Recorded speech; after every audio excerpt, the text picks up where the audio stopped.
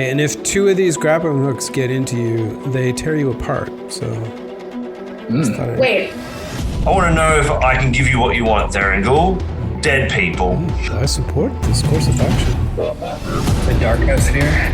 It's the fear of just bullshittery. Hello, everyone, and welcome to part 3 of episode 9 of Crucible of Fate. I am your host and killer DM, David Carter. We are carrying on right from part 2, which we did earlier today. So I'm just going to blast through. No new announcements. Check out crucibleoffate.com if you haven't already. If you're looking to become a contestant, all the information is there. You can check out our Discord as well. I'll put a link in the video description. Great community. Please come join us. Excellent people, and we'd love to have as many of you that would like to join. You're all welcome.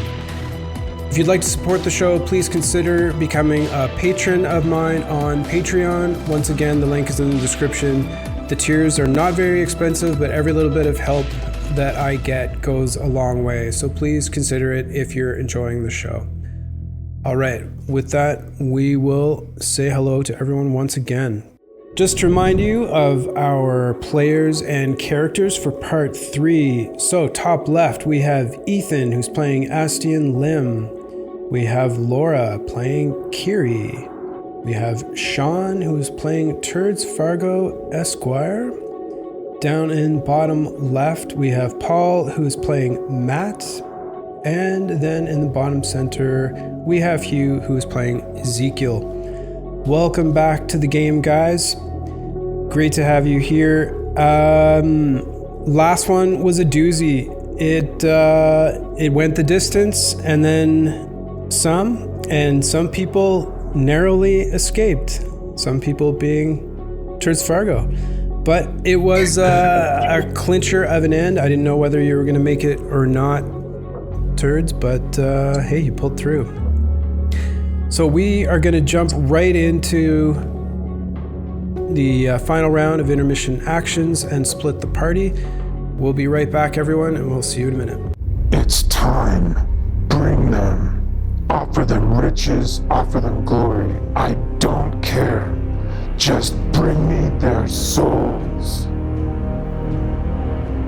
As you wish, Master. Yes. You think you have what it takes? Every roll can mean life or death. 120 contestants. Who will survive? Who will win? It could be you. This is high stakes D&D.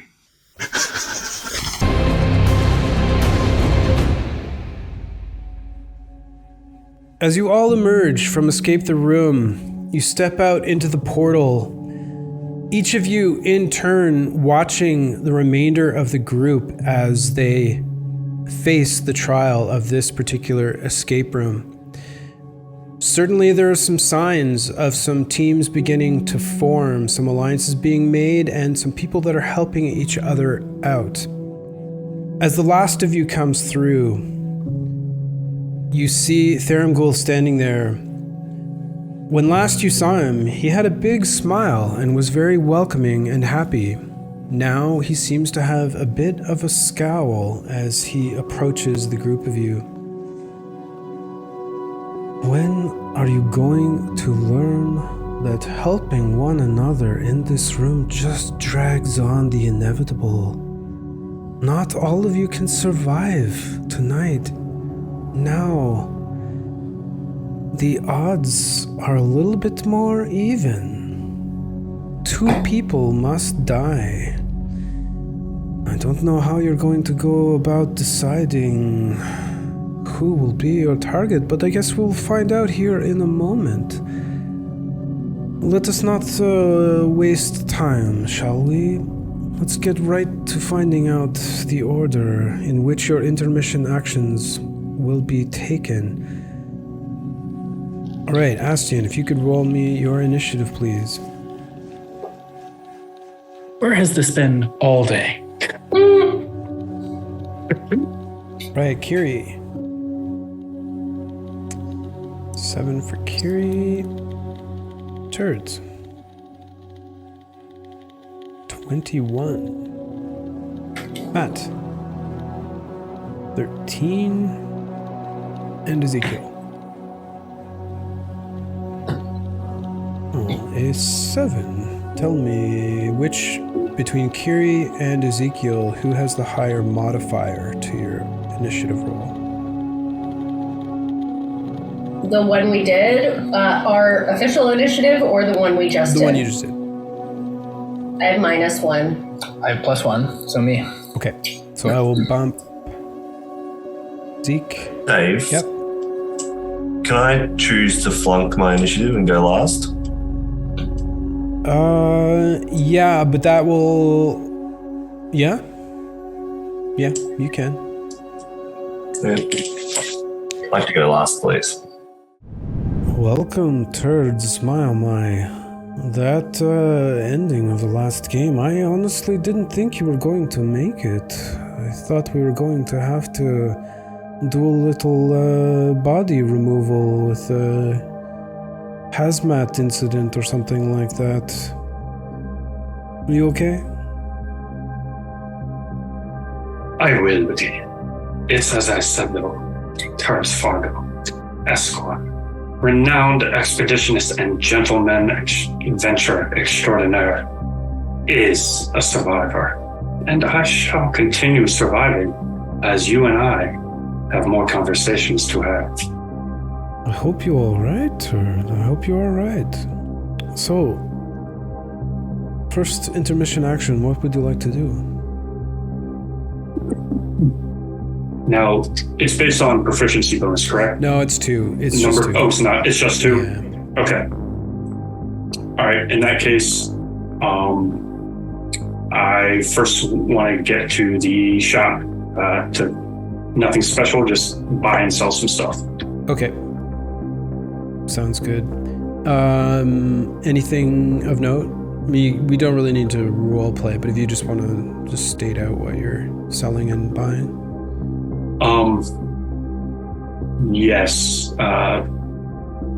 Ultimately, I want to buy a potion of speed, and I'll be selling a bit of stuff in order to get it.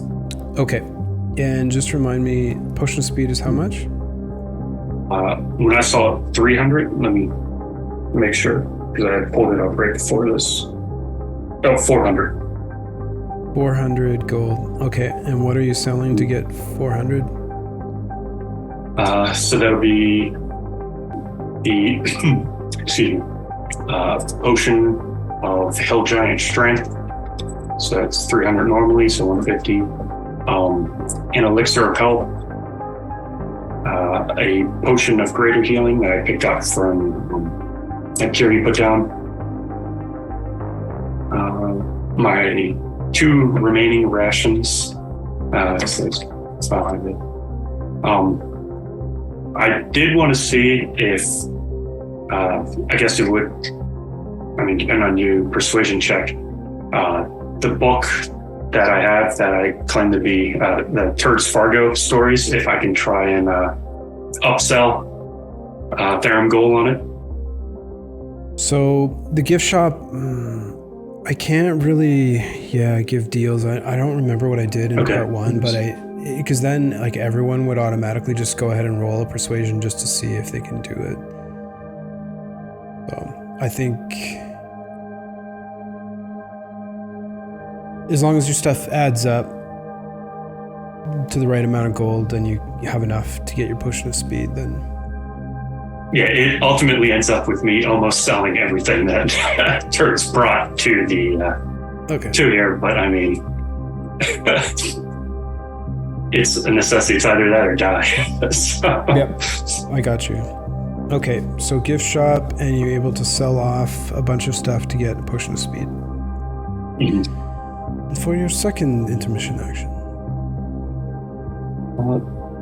I shall take another short rest, as I'm sure you can assume after that last interaction, that last room, I certainly needed. Yes, I can imagine that fall and explosion both seemed quite painful. Go ahead and roll. How many hit dice do you have left? 3 remaining, and I will be using them all. Very well. Go ahead and roll your first one, please. Right. That's better. 9. Much. Hey, Not bad. another 9. Excellent. And you get all of the other benefits of a short rest, and I believe that concludes your intermission actions. Yes, I believe that is as best I can do. And Tharmgul, we shall speak again. I hope so, Turds. Watch your back out there, huh? And I wish you good fortune in the battle to come. Greetings, Astian. It is your turn. What would you like to do with your 2 intermission actions? Well, to start with, I would like to take a little bit of a rest, same as last time. Short rest? How many hit dice do you have left, Astian? That's the wrong button. Give me a moment. I have 2 fighter and 1 monk. Very well. I will spend all of them. Bad? Hey, there you go. Your 2d10 have given you 20 and 8. And of course, you gain all the benefits of a short rest. Anything else with your short rest you would like to do? I forgot to mention it, so I'm not going to do it. So never mind. No, what is it? I forgot to mention using second wind beforehand, but Oh, that's okay. Second wind I allow people to use during a short rest. okay, then I will use second wind and get back an extra D10 Okay. plus 2. Yep. Okay, that's not bad. And for your second intermission action? I would like to make a visit to the gift shop. I have a few things I would like to sell. Okay. So since you're just doing buying and trading, you can just tell me all the stuff that you're selling and then what you want to... Okay. The signet ring, and I got given a $25 gold piece book. Okay. So both of those. Right? The signet ring is for a total of 15 back. It's 5, and then the book is 25, so it's a total of 30, getting 15 back. All right. Could I buy a chain to put the Larbak's crystal on? Because it's currently attached to a bracelet. I'd like to attach it to a chain to wear around the neck. Yep, sure, no problem. Okay, thank you. And just a reminder, your potion of poison, that was given to turds? Birds, Okay. yes. All right. All right, good luck in Split the Party, Astian. Greetings, Ezekiel. It is your turn. Tell me, what would you like to do for your first intermission action? Let me clarify. So we have 3 intermission actions now, right? 2. It's 2. It's always 2. I had tied it initially to proficiency. I need to change that on the rules because that would just get out of hand later. Yep. I was thinking that actually, but sounds good. First, I will. So can I, during cast spells, can I cast on Kiri? Like, can I cast Cure Wounds on Kiri? Yeah. So it actually would all happen. Yep, you can. Okay. Okay, then my first one, I will short rest. Okay. And I will quickly just do that last 1d8. 2dm. 7, 8 healing. Okay. All right, 8 back. And short rest is all finished. Okay. And second, I will cast spells with my second intermission action. Right. Okay. I'd like to apply my potion of oil of slipperiness. Does that happen during this cast spell thing? Yeah, or your short rest. One of those two, you could apply it. Sorry, I forgot to mention, during my short rest, I wanted to pull out my longsword and turn it into my hex weapon using the hexblade ritual. So it just becomes my hex blade. Yep. And then, so for my casting spells, I'd like to apply the oil of slipperiness, giving me the freedom of movement effect.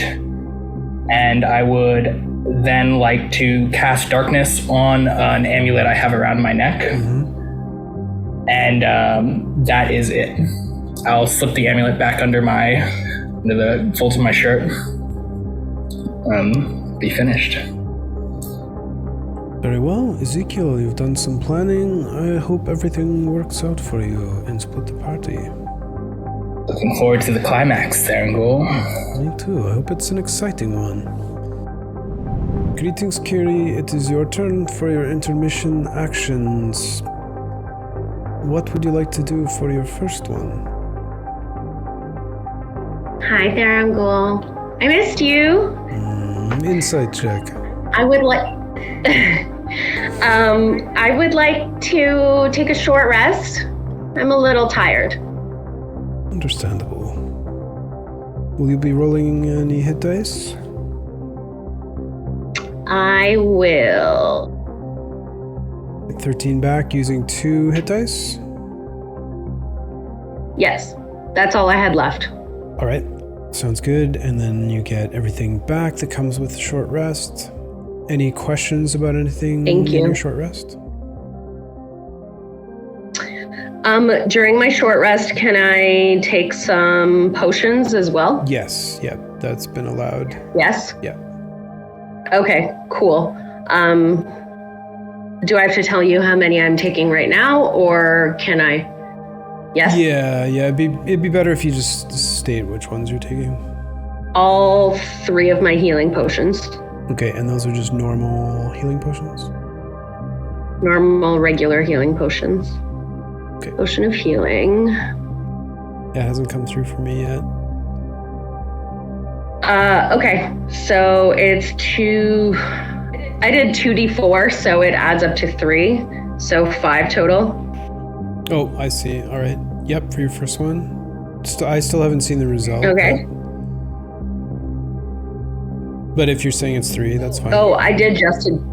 Yeah. And then I got a 3 plus a 4 for a 7. Plus 2 is 9.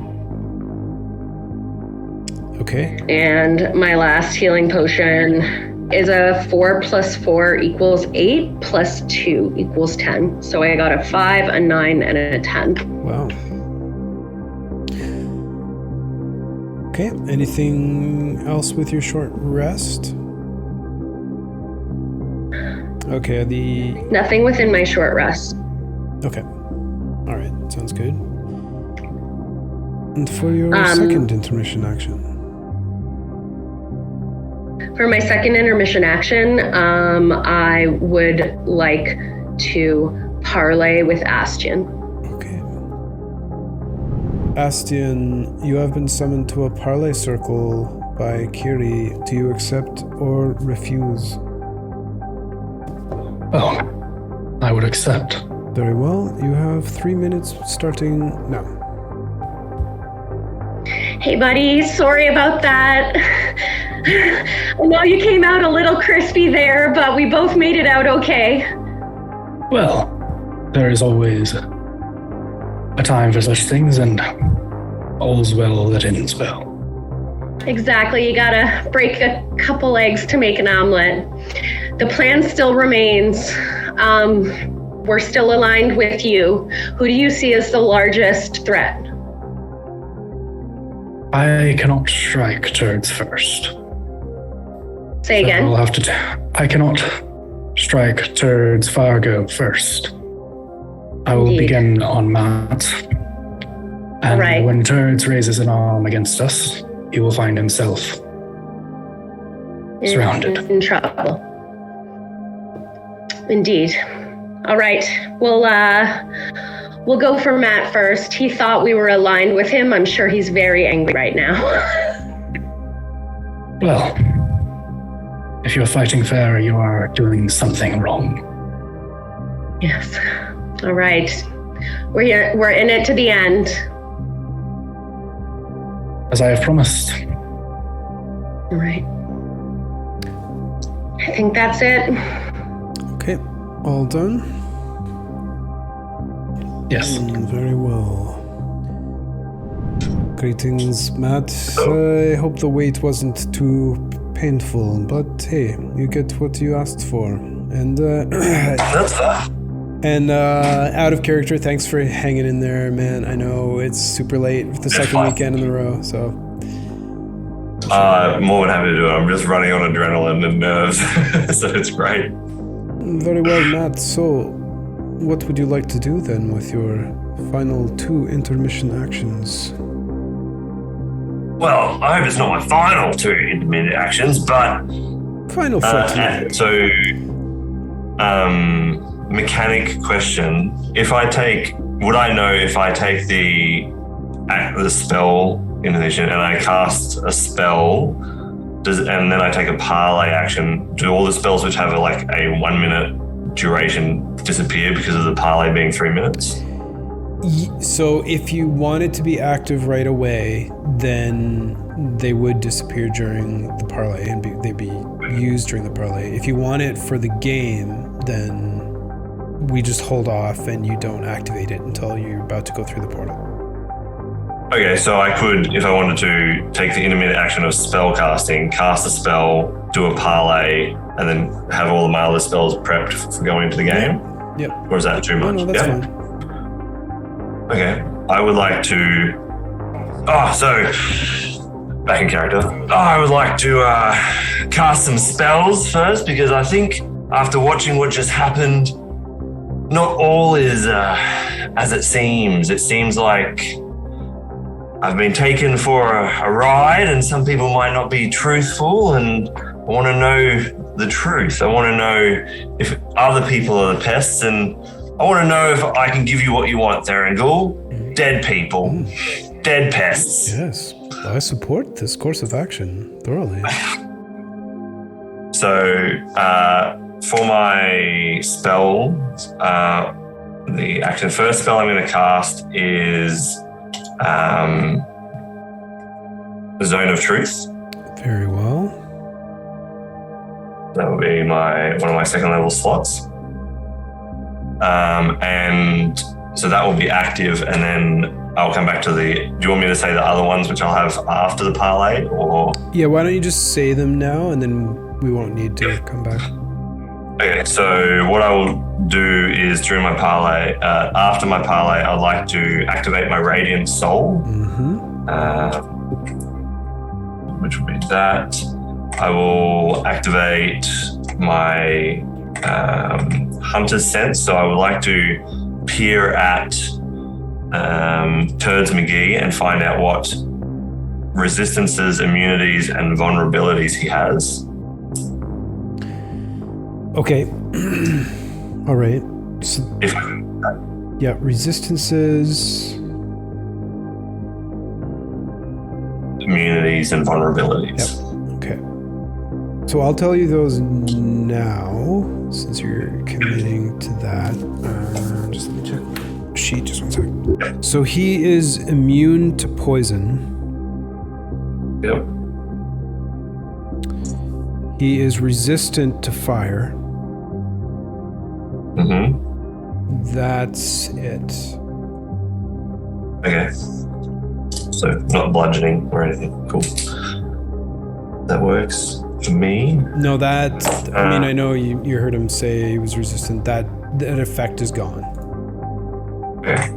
Right, and then on top of that, I'm going to also be doing my Hunter's Sense, which would be Slayer's Prey, sorry.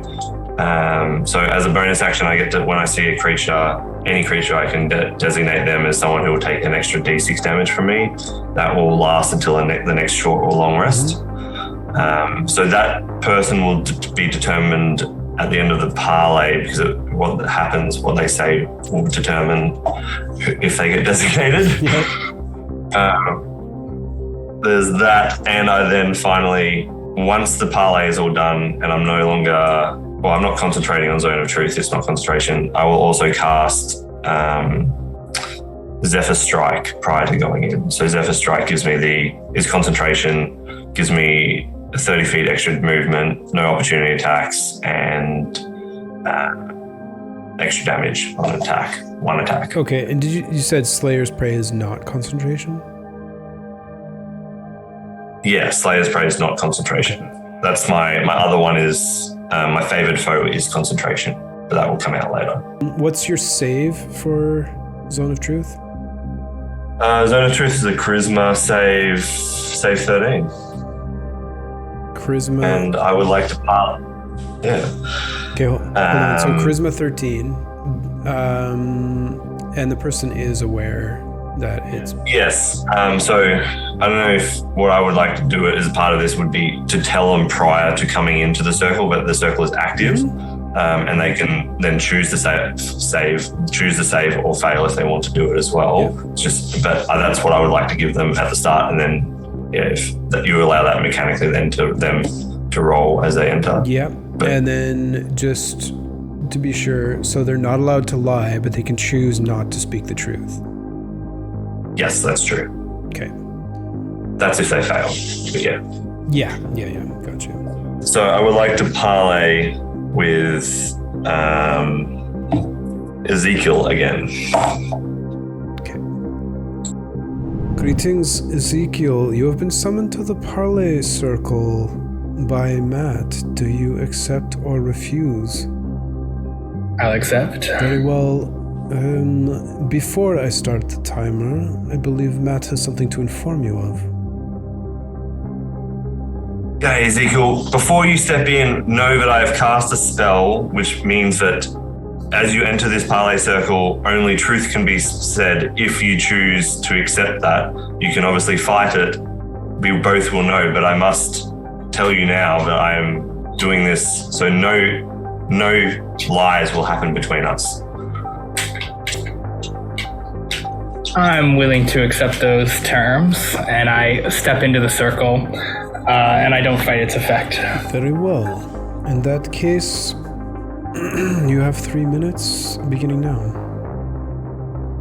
Thank you, Ezekiel. That allays some of my suspicions. Having watched what happened out there, I am unsure of the state of play. I've obviously approached you and your wife about being teammates, and we go in a team of 5 people, where only 2 people two people have to die. And I want to know where your alliances stand.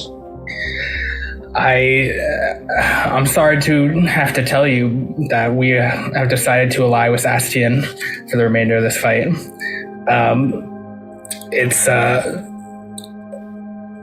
I'm sorry that we had to do this to you, but at the end of the day, this is a game where only a few can survive. I get that. I appreciate obviously the candor. Have you soul bonded with him? We have not soul bonded with him. No. There's quite a risk having 3 people soul bonded that we weren't interested in pursuing as of yet. No worries. And what of Turds McGee? Where does your alliance lay with him? Obviously, he does not fall in the 3, but does he know this? I believe he can probably surmise at this point. Turds McGee, though an incredible adventurer, It will be Indeed, what he did in that last game was amazing, and I must learn to read a book so that I can read his books after he is dead. To be honest, I'm constantly amazed to see another of his story, to witness one of his stories write itself. It was an honor. Ezekiel, I very much appreciate the interaction we've had, and may you go forward, and regardless of what outcome happens, hold no ill will. Matt, best of luck to you as well. I apologize that things have gone the way they've gone. That's fine. It's fine. I understand. Everyone has to look out for themselves in this part. Truly, though, best of luck, and may fortune favor you. As do the two of you as well. We shall see each other on the other side. And I'll walk out of the parley circle. Very well.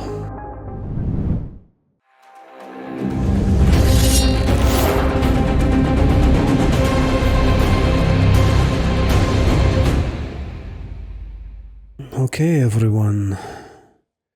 It's time to split this party. There are 5 of you, and I think it will be a very, very interesting one.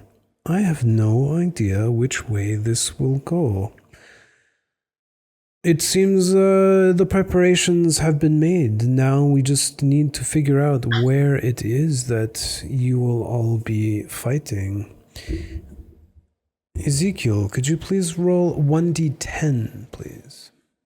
A 3.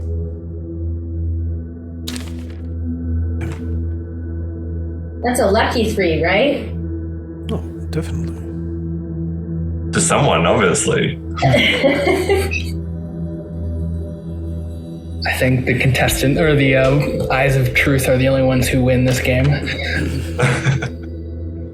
Oh, this will be a good episode to watch, I reckon. So, number 3 was already taken. So, we'll be going to room number 4. I will let you know this is Dorian's workshop,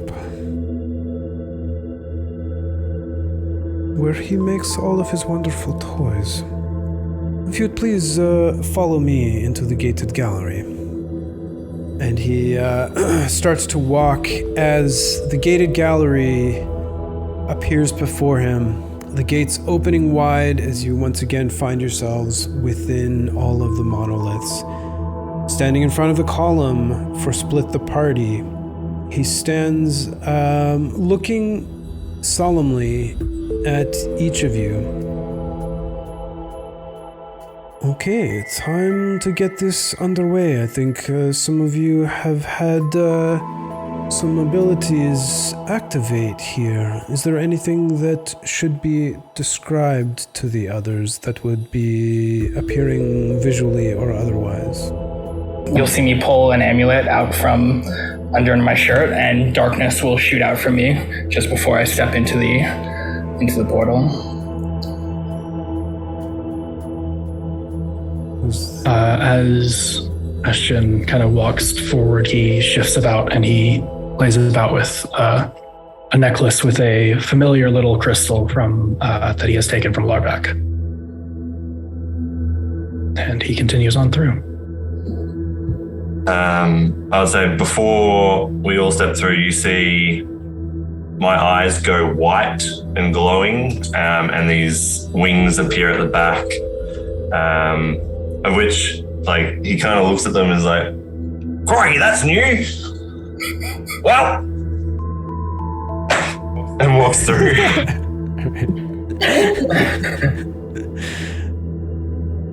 Oh, this is gonna be real good, guys. Anything for Kiri? Kiri just looks to Farangul and says, "You take good care of Snickers if I don't come back, but I'm coming back." I will take good care. Thank you. Turds, anything for you? Kurt's noticeably has a lot less equipment with him. Like he shed a few pounds, even though he only weighs 40 to begin with. But for the first time, he's actually has the shield equipped that was otherwise just on his back. And now, for the first time, he has nothing, no remarks, nothing to say. He just waits for everyone else to go and nods to Tavern before he heads through silently. Before we begin Split the Party, I would like everyone to roll initiative, but we're going to start and do it in order. So now that things have shifted around a bit, Kiri, could you go first, please? 22. 22. Matt. I'd like to use a fate sphere on that, please. Go ahead and reroll.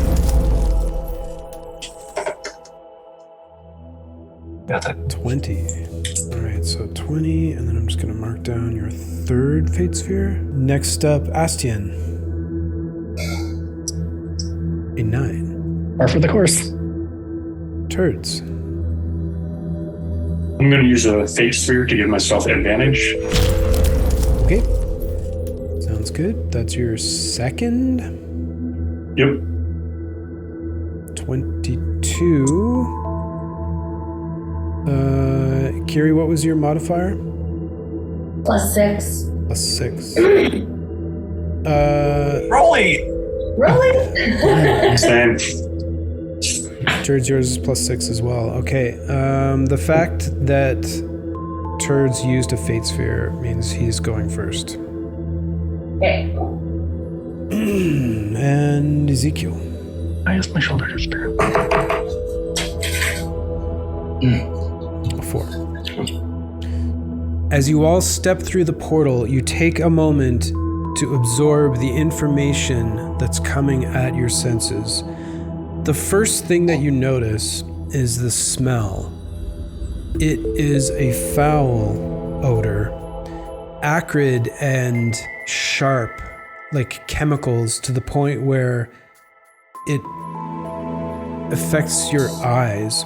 Not in a mechanical sort of way, but you feel them burning and stinging, and you can't help but squint a bit in a vain effort to protect your eyes from whatever vapors are in the air here.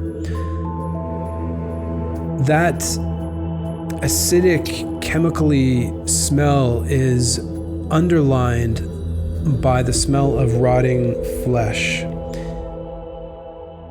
Old rotting flesh. There are things that have been left to rot down here for a very long time. On top of that, you also smell what may be feces, urine, sweat. The entire area reeks of bile and disease. It is a foul, foul workshop in which Dorian works. The next thing that comes to mind is what you see. It is a massive area that you find yourselves in. We have Ezekiel in this sphere of darkness around him. We have Astian here in red. We have Matt over on this side. A forge and like anvil and kind of an area for working with metal over on this side. Kiri here. A platform over some sort of foul liquid. And then Turds over here on the other side. This area in the corner, I'm going to bring it up. So in this corner here, this is difficult terrain in this corner, which obviously is half movement, but it also provides light cover or 3/4 cover if you lie prone. Another pool of foul-smelling liquid here. And then in the center, a large rock-like structure that stands in the middle. The floor is all like loose gravel and stones. You can't see up to the ceiling, or what you do see, in fact, is darkness. So the light illuminates the area down on the bottom, like on the floor level. But as you get up to about 30 feet in the air, it's just darkness. But you're astonished by the number of chains that are hanging from the ceiling in every part of this room. Some of them with hooks, some of them just like looping down out of the darkness and back up. Before we get going, you also, on all 4 of these walls, simultaneously, you hear the sound of metal grinding on metal as if it's sliding back and forth, like shink, shink, shink. And it's just going back and forth on all 4 walls of the room. Are there any questions about the room before we begin? And I will rotate it as much as possible so you guys always have a sense of the room. I know it's a big one. I'm just going to actually move the camera up slightly since there's no tall things on here. That might make it a bit easier. So there we have it. Any questions before we begin? Yeah, I have a question. The platform to my right, is there a hidey hole under that, or is that just flat? So there is a hidey hole, but this liquid here flows all the way underneath. Like it comes out and then around to this corner. So if you do go in there, there's liquid in there as well. Okay. Turds, you are up first, and you are right here.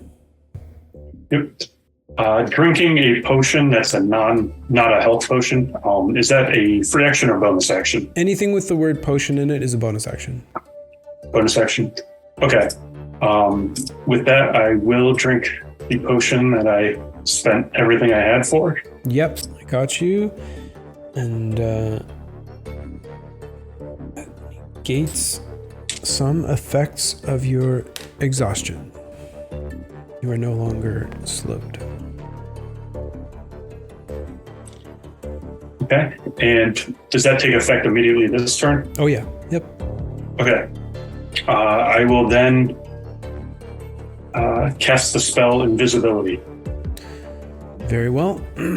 Action, you cast Invisibility. And you can message me where you would like to be. I'm just record keeping. When you disappeared, you were in C13. So. Okay. Yeah. I'll just put a marker just where you were, just so you can see it. So you were right here, but I'll remove that as soon as you. And after the movement, that'll be the end of my turn. Okay, got you. I'm just gonna pull this. Right, I got your message. So, Kiri, you're up. Am I allowed to hold both my action and bonus action until something happens? Or just one? No, you can't hold bonus actions at all. And with your action, you have to give the trigger. Yeah, okay. I will look at... I'll look at Matt and cast Hold Person. Okay, so you begin casting Hold Person. That's an action, correct? Yeah, let me just actually check the distance on that. 60 feet. 60. I think you are already in range. Double check. So it begins. No, I'm so sorry. 50. That's fine. You're 55 feet. So is that a wisdom save for Hold Person? Or con? Yes, I'll read it out. The target must succeed on a wisdom saving throw. Okay.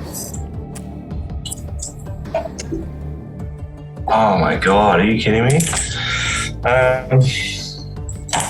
Yeah, I'll have to burn a Fate Sphere for that.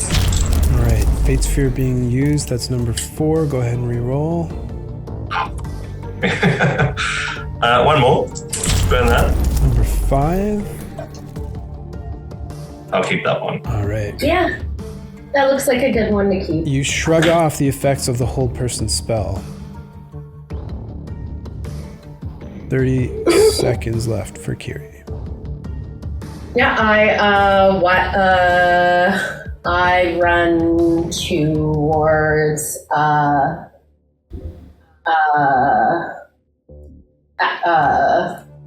the darkness.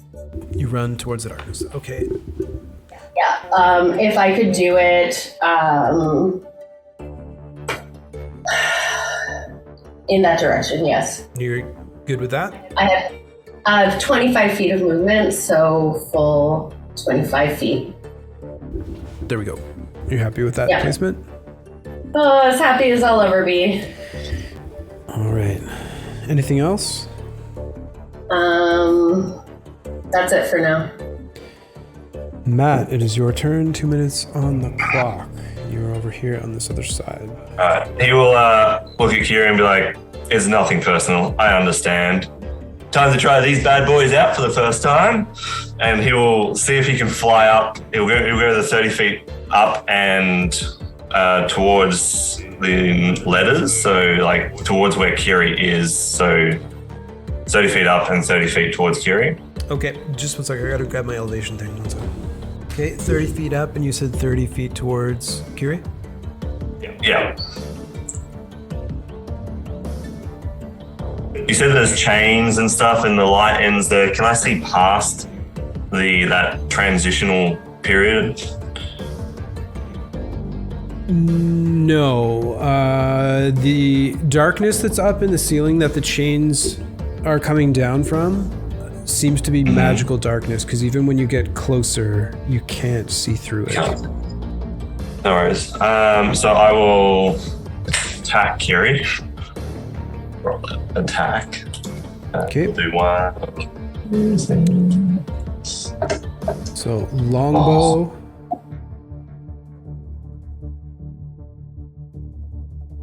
Free object interaction to pull out your longbow and attack. I was already holding my longbow. Okay, So. all right. So still a 12 to hit Kiri. It does not hit. Fine. Second shot will come at you then. Nat 20. Nat 20. That kind of hits, yes. Okay. All right. So I'm gonna burn a fate sphere. Okay. I'm going to cancel that. Okay, hold on. So Can I cancel his fate sphere? Kiri used a fate sphere. Matt used his 6th and final one to cancel it. Okay. So currently the attack roll stands as a crit. Can I cancel his? His canceling? You can use yours to cancel his, yes. So I will burn one to cancel that cancellation. Okay, hold on. Ezekiel uses his 4th, and then Turds uses his 3rd. The attack crit still stands. Fate spheres all the way down, baby. Here he's out. All right. So the longbow damage, 2d8, is 12. So longbow damage is 12 piercing to Kiri. Yeah. And then everything else which has been stacked on. So when I hit Kiri, she takes the Zephyr Strike, which is doubled as well. 6 and 8, 14 plus 12. So that's a 26 damage so far. And then because I'm radiant, she takes 5 radiant damage. 31. And then because it hits her, she's now designated as my Slayer's Prey. Not my Slayer's Prey, but my favored foe. And she takes 1d4, which is also doubled. Okay. 2d. Can you give me a total tally there? Yep. 37. Through it all. That was awesome. 37 damage. Yep. Okay. Yeah. All right. That was my action.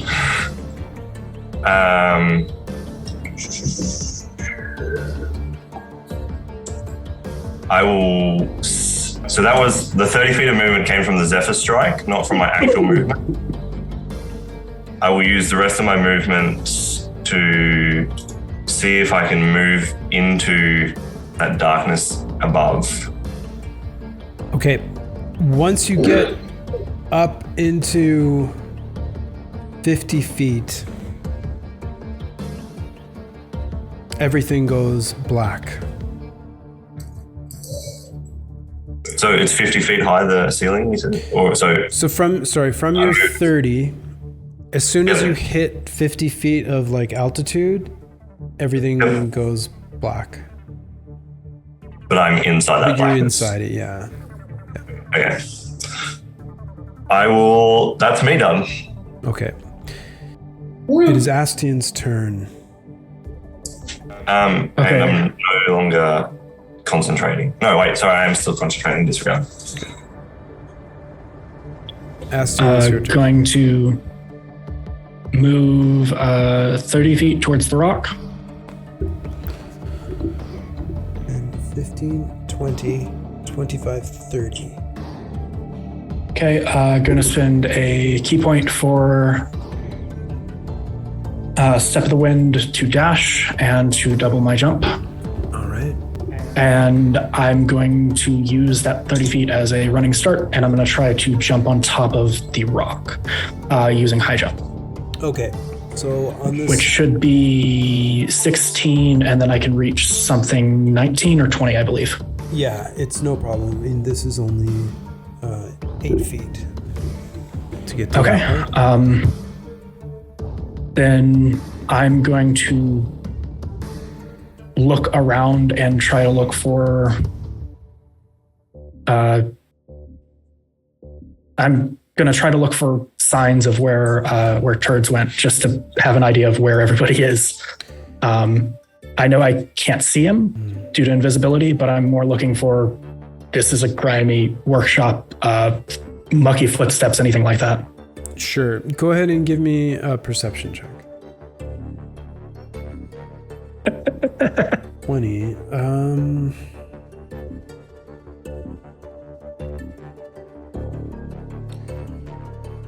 I don't think that you would actually notice anything at this point.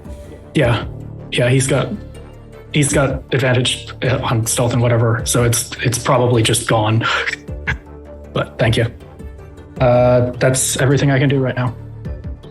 Turds, just for fun, while I'm looking something up, can you please just go ahead and give me a stealth at advantage in case that comes into play? 16. All right. Not that good. All I will say, Astian, is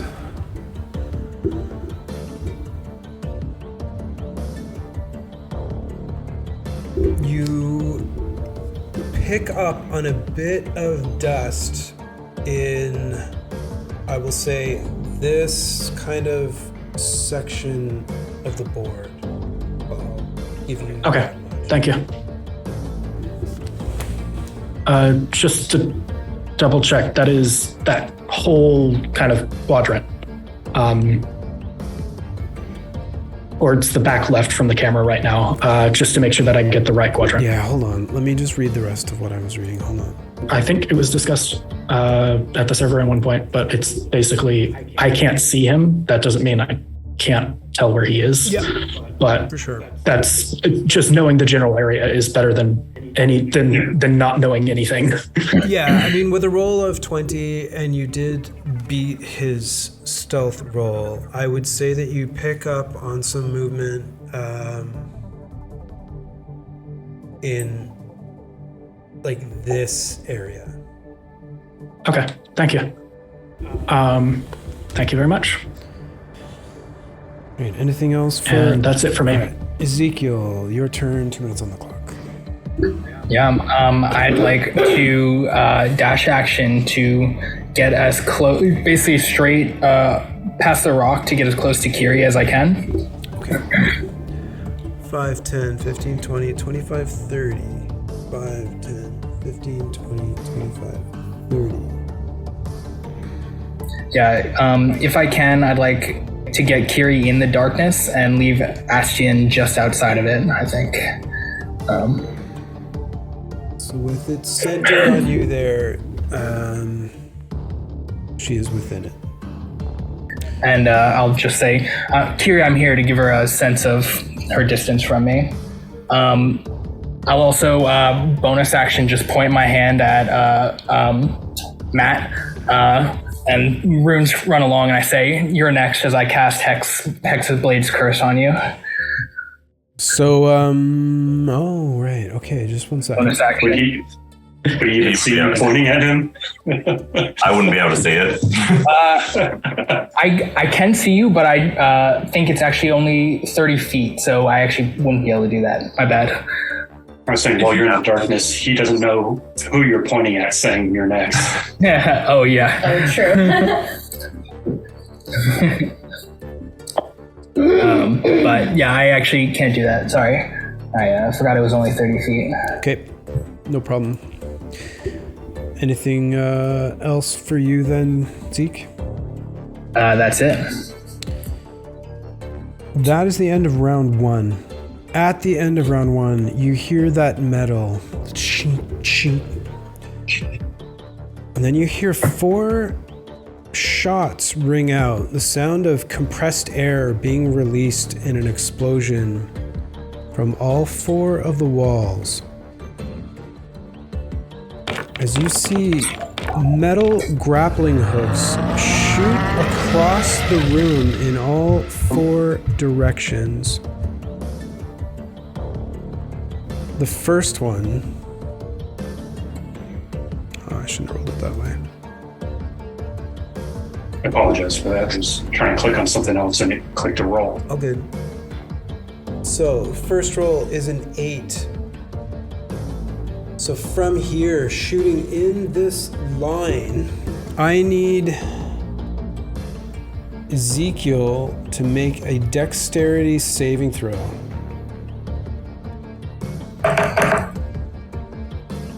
21. Hearing the sound, you turn just in time to see, for a split second, this metal flying towards you. You duck as it grazes by, doing 2 slashing damage as this chain and grappling hook speed past you. Oh gosh. On an upward angle. No, that's not true. Okay, next one. Next side, my roll was a 6.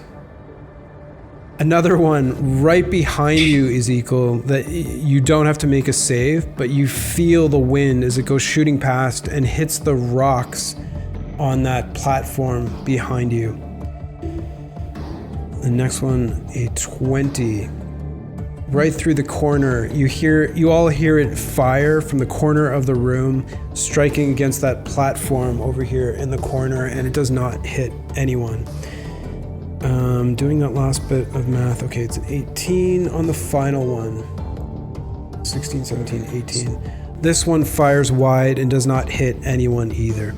But with the weight and sharpness and velocity at which these things are shooting, you could tell if one were to strike you, it would leave a mark, to say the least. We are at the top of round 2, and it is Turd's turn. Good. I'm first going to move. And I think this is the right one.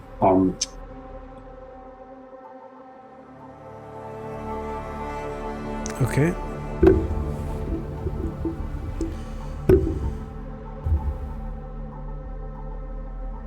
And I'd be doing it in a roundabout way, so that I'm not crossing immediately within 5 feet of anyone. Yep, you're good. Yep. Okay. All right. Just make sure that's the right one. That does put me within 5 feet of Kiri, right? No, it doesn't. Oh, sorry. I may have gotten the wrong.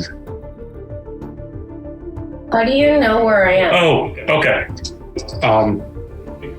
Of where you were previously. Sorry, I got the X and Y axis mixed up. Okay.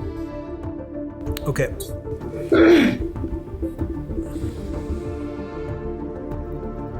All right. I think this is what I meant. Oh, okay. Then where you last saw her, yes, that would put you within 5 feet. Okay. All right. Unless there's any reason why this darkness would prevent it, I'm going to attempt to attack where she previously was. Okay, so your attack will be made at disadvantage because you cannot see the target. So DM, she also is blinded while she's in the darkness, so it's just a straight roll. Straight roll, yeah. All right, so does that balance out since I'm at advantage since I'm invisible? It balances out. Okay. Yeah. 16 to hit you, Kiri. You swing and a miss. Okay, 16 does not hit turrets. Okay. Sorry, can you turn the board about 90 degrees to the right?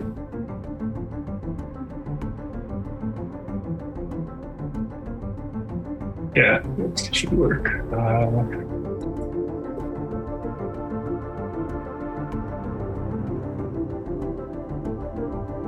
Okay. You can move me diagonally away from Kiri so with my bonus action, I'm using dash. If you can move me 4 grid spaces diagonally away from her. Okay.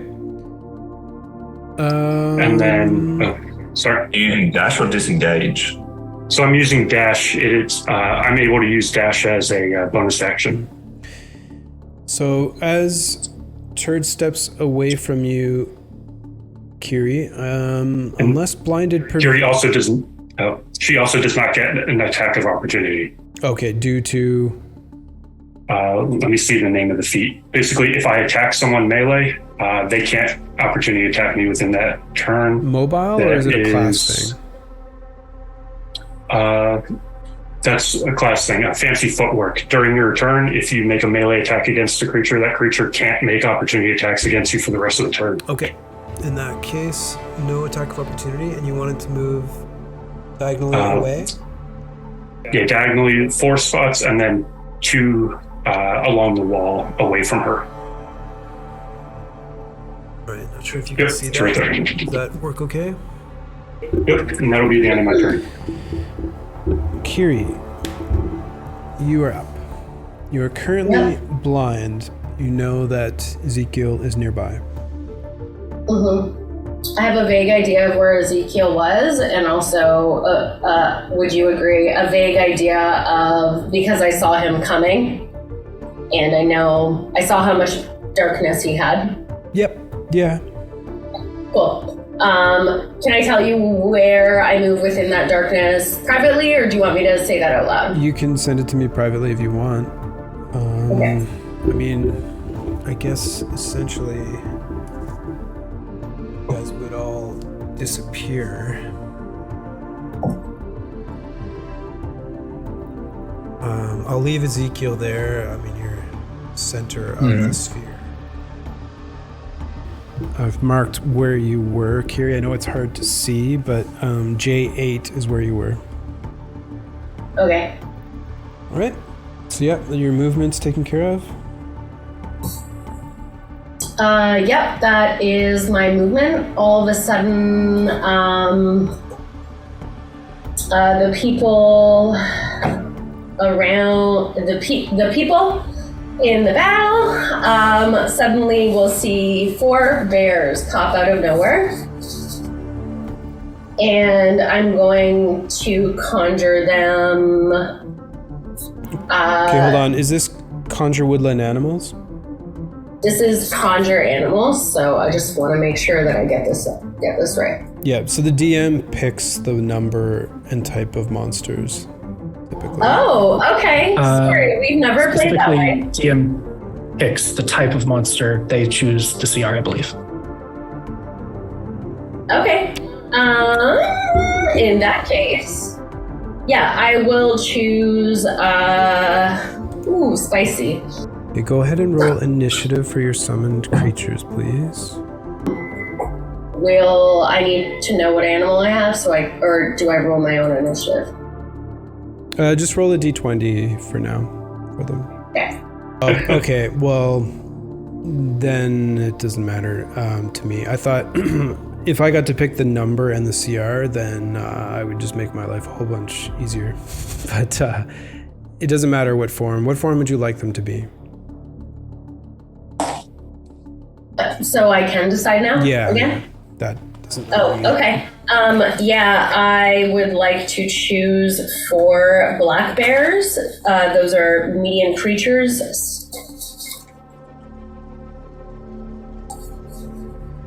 Okay. And I would hopefully...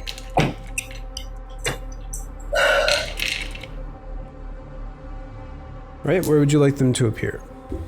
I would like them to appear between one just outside the darkness behind Ezekiel. And then let me just check the range under animals. 60 feet. Okay. Can you move the board a bit? Sure.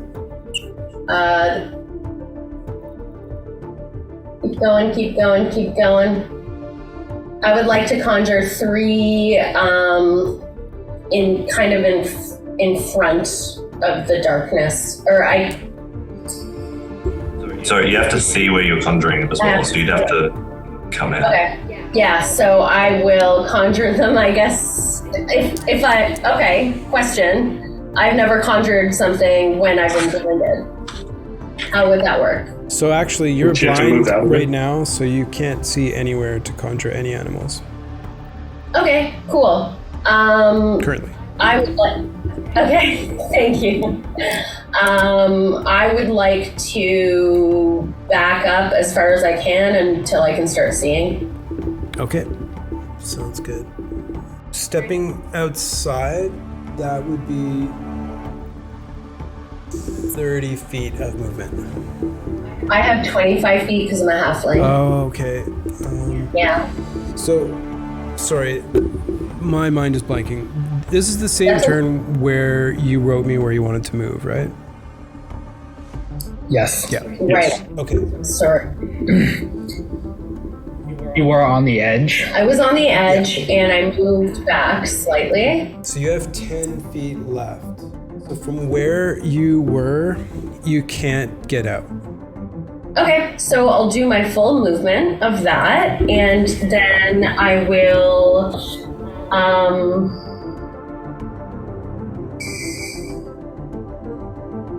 cast Healing Word on myself at 3rd level. Okay. Do you have to see the target? That's a great question. I think it's touch. Healing Word is sound. You're right, yeah. Sound? Yep, they have to be able to hear you. Good enough. Then, yep, you can go ahead and do that, and I'll set you where you are. Okay. Wow. Thanks, guys. That was complicated. No problem. Sorry, did you do Cure Wounds or Healing Word? Because Healing Word, you still need to see the creature. Yeah, it does say see. Your choice to be within range. Okay. Then never mind. Okay, so that's it for Kiri. Matt. No, sorry. No. Can I just... I think you're out of time. Oh, I'm out of time. Well, that makes sense. Sorry. What would you like to do? I don't mean to cut you off. I'm going to take the dodge action. No problem. Thank you. Yep, no problem. Okay, we're at Matt. Okay, so I'll come 5 feet down again. So I guess I come out of that magical darkness. Yep. So you said that the light goes up to 30 feet, and then it's like, what, 20 feet of dim light or darkness, and then magical darkness? So where you were 30, there's an additional 20 feet of light. So the light goes up to 50. Once you go above that, it's dark. Yeah. So if you come down 5, you can still see. Yeah, great. But everyone else can see me as well because it's lit. That's right. That's great. No worries. So I guess I'll come down 5 in a diagonal, moving away to my south to the bottom of the board. So I'll move 30 feet this way. Yeah. And as I'm doing that, I will cast a spell, or I'll need to actually check to see if that spell is... No, I don't have to see it. So I will cast a spell into the darkness. And I'll just tell you, Dave, what it is. Okay. And it will be centered on the darkness. Okay, got you. So I would have come down, cast a spell, move 25, and then with my last 5 feet, move back up into the darkness. All right, I'm just gonna grab... That's action, movement, and Yep. That's it. Gotcha. And I'm still concentrating just on that spell now. Okay, and the other stuff drops. Yeah.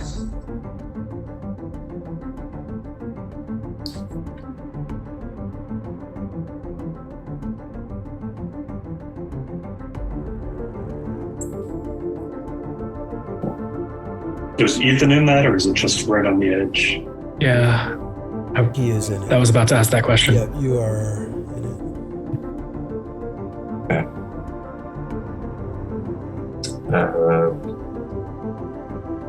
Since I can see what that is, what has just happened?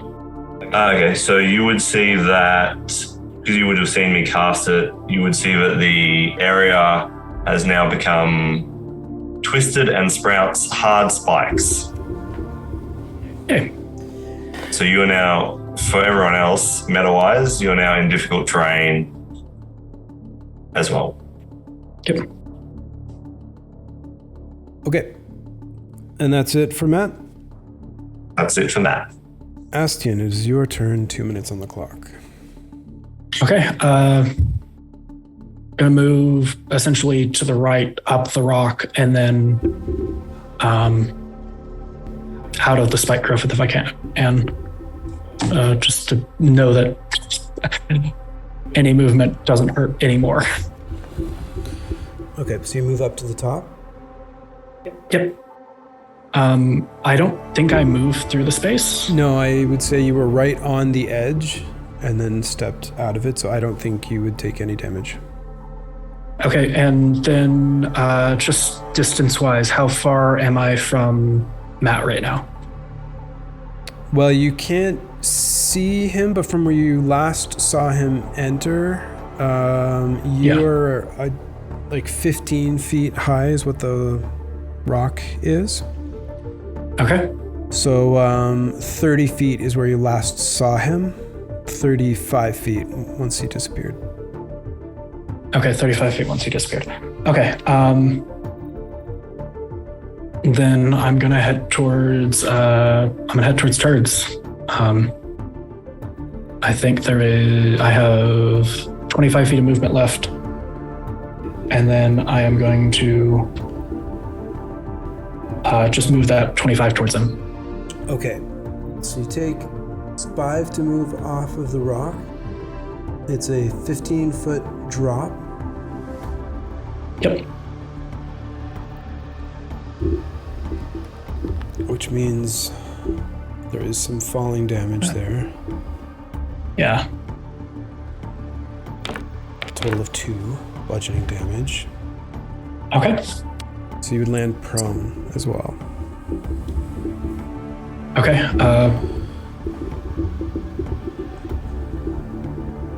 Then I guess 15 feet up then to stand up because I've only spent 10 feet, I think. And that's... So you got 10 left. Am I behind? Because I used 5, 10. I have 5 left, I think. Yeah, 5 left. I can't quite tell. Am I behind the rock from where I last saw Matt? No. Then I will move, if I can move 5 feet to the left or back towards the darkness and the spike growth without getting into it. Yeah, you're okay there. If I can't. Okay, thank you. And that's going to be it for me. All right, Ezekiel. So, can I see how far Kiri is from me? Or can you just tell me how far she is from me? Yep, you can see... You're all right, too. Okay. Can I move towards Kiri? To get within 5 feet of her? Yep, you can. So you move 10 feet. So that takes 2d4 twice. Yeah. So if you want to roll your 4d4 damage, please, Matt. Which is also 2 concentration checks if he's concentrating on something. Okay. Okay, so 2 damage from the first square. And then... And that's enough to save. Yeah. 2. So total of 9 piercing damage, but you make both saves. And then I would like to use my lay of hands on Kiri, all 10 points. All right, Kiri regains 10 hit points. And how close are we to the edge? Or how close am I to the edge? Another... It'd be 10 feet because I sent it on you. Yep. Okay. Then I will end my turn there.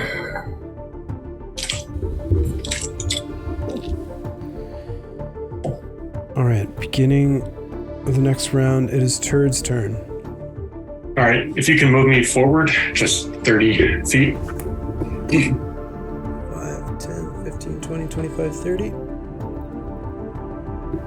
All right, and just calling out to where I saw Matt last and where Ashton is now.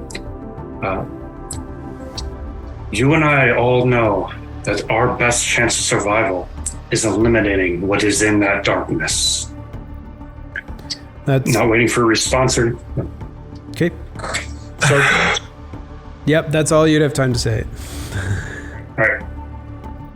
And then I'll use dash to go 30. On the other side of the rock from where Ashton is. 5, 10, 15, 20, 25, 30? That's actually, you can stop it at 25. Okay, stopping right here. And that'll be the end of my turn. All right, Kiri, it is your turn. Kiri hears that and cackles. We're not going down without a terrible, terrible fight. In fact, we're not going down at all. She is going to wild shape into a direwolf, which is a large beast. Okay. I get the sense that can you remind me when Zeke came near me? Did you acknowledge your nearness or no? Yeah, he laid on hands. He touched you and healed you. Oh yeah, of course he did. Okay, cool. So, knowing that, Kiri is going to run kind of south, away from the direction that Zeke spoke to. Like, what I'm looking at is south. Yep. No, I get what you mean. Like towards the camera. Oh yeah. Okay. Yep. How far do you want to move? I'd just like to take a couple steps until I can see, and then I'll let you know what I want to do. Okay. So since you're a large creature, you would have to move 2 steps. Okay, perfect. 2 It steps. is difficult terrain as well, so. Yeah. So being here, you use 10 feet of movement to go that 1 step, and then you would take that 2d4 damage, and then you do 1 more step and you're out of that ring and you can see. Okay, perfect. Do you want to roll the damage on that? Yeah, I just did. 5 piercing. Not mad at that. Okay, now that Carrie's able to look around, she's done a little bit of her movement. That orange guy it's the purple guy, sorry? Yeah, but Matt is not visible. You can only, right now, Turds is visible, but where Matt is where he was last seen. Okay. Turds is visible, though? Yes.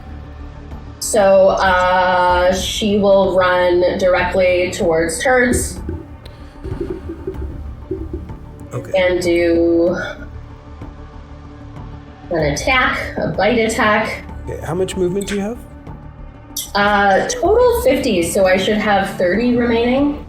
That should be enough, right? Yep, I just wanted to count it out. So, yep, you're good. You make it all the way up. Perfect. So a bite attack. Oh, I can re-roll once because I'm a halfling. Okay, go ahead and re-roll.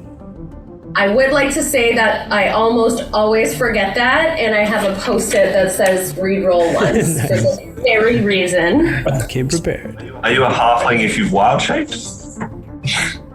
I'm just walking around. I'm a very halfling-looking direwolf. Okay. Still got the bones and the hair. A natural 20 on that attack. Plus 5 to hit. Yep, well, it hit for sure, so go ahead and roll your damage. Yeah. I'm going to use a Fate Sphere. Sure. Okay, so Turds use Fate Sphere number 4, so you'll have to re-roll that last die.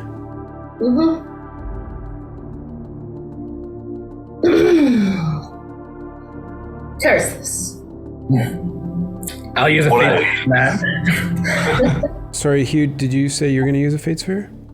Yeah, to give her another reroll. Okay, go ahead and make another attack. Sorry, Matt. Mechanics, do contestants have to see another contestant to do it? Or is it just like, I feel the force? Fate Spheres can be used at any time to alter the outcome of the game. So, yeah. They supersede all like mechanical elements.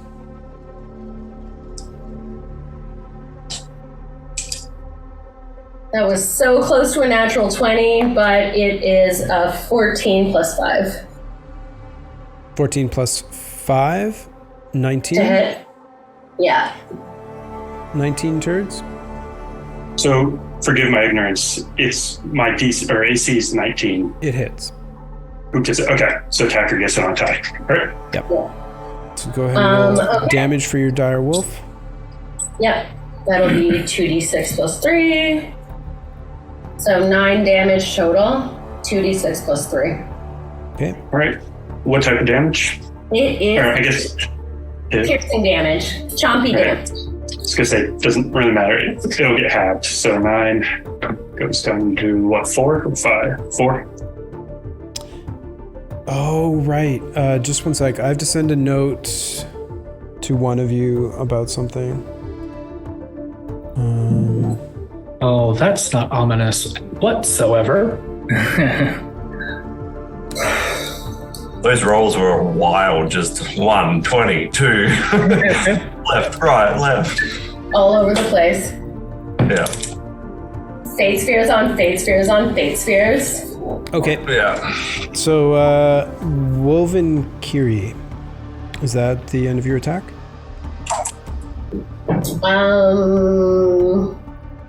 Yes. Okay, anything else on your turn? Nope. Matt, it is your turn. Yeah, in bonus action, I'll use a potion, which I have. So I'll just use that now. I then will descend 5 feet so I can see everything. And at the same time, I'll shout out to like, they've already made a pact. All 3 of them are together. And I will say, and then I like to move 20 feet across the top of the ceiling to the northeast, whatever that way is. Yep, that way. Okay, 20 feet. 20 feet. And what you all see is now I'm double in size, so I'm now enlarged as well. Okay. I am out of... Well, some of you see me like that. Just gonna put... Are the thorns still there? Yep. Okay. So that was my bonus action. My action will be to... Shit. I will go for the direwolf, I guess. I'll attack the direwolf. All right, go ahead and make your attack roll, please. 26 to hit. Definitely sure that is. If you want to roll your damage, please, Matt. Okay, so it's that plus... I just gotta check that I'm rolling everything. So it's plus 5 extra radiant damage. And then, no, that doesn't go off, but... And then because I'm enlarged, I roll a D4 on top of that. Is that only for melee attacks or is that ranged as well? It just says all attacks. All attacks? All right. Yeah. It says sorry, let me just go into the enlarged. Enlarged, you double in size. While these weapons are enlarged, because the damage, they deal 1d4 extra damage. Oh, I see. Okay, so your arrows are twice as big as normal as well. Right. Yeah. So 19 damage so far. Yep. So that was my first attack, and my second attack will follow up with dirty 20 to hit. Yeah. Yep. That does it. So you take 4 damage plus the D4. So I just rolled favored foe because it's a D4 right there. So 7, and the radiant only goes off once, I'm pretty sure. So yeah. Yeah. Okay, so the first arrow was 19, and now the second arrow is 7. Yep. Total of 26 damage to the direwolf. Okay.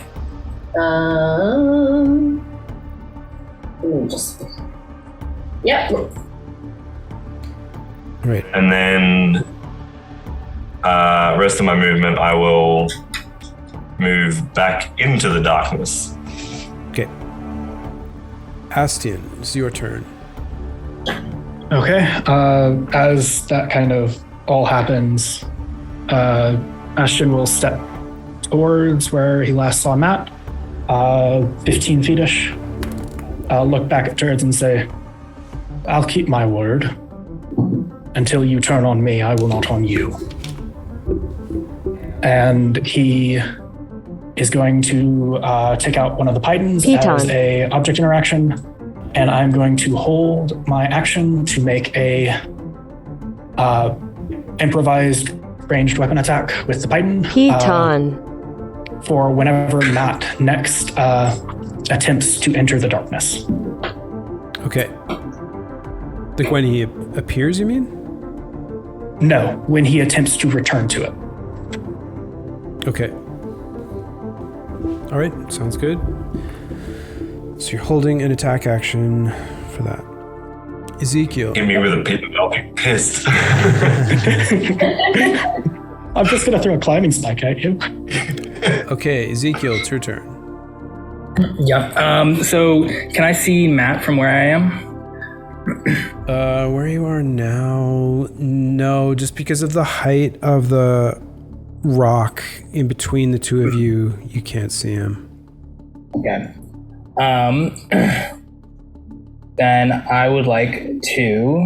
How far am I from the edge of the 10 feet? It was? Yeah. Actually, you know what? I think you would be able to see him because he's up like 50 feet. So I would say you can see him, but yeah, he's 50 feet up. Okay, I'd like to cast Eldritch Blast on him. I'll send both of the blasts directly at him. Did you say that you could only see 30 feet in magical darkness? Then? 120 feet, I can see in magical darkness. Mm-hmm. Yep. So you did hex me previously then? Well, I did not hex you. The hex range is only 30 feet. Okay. Yeah. So advantage because I'm in darkness, yes. 16 after the first one. That is my AC, yes. Nice. The second one is dirty 20. Okay. 2 Eldritch Blast hits.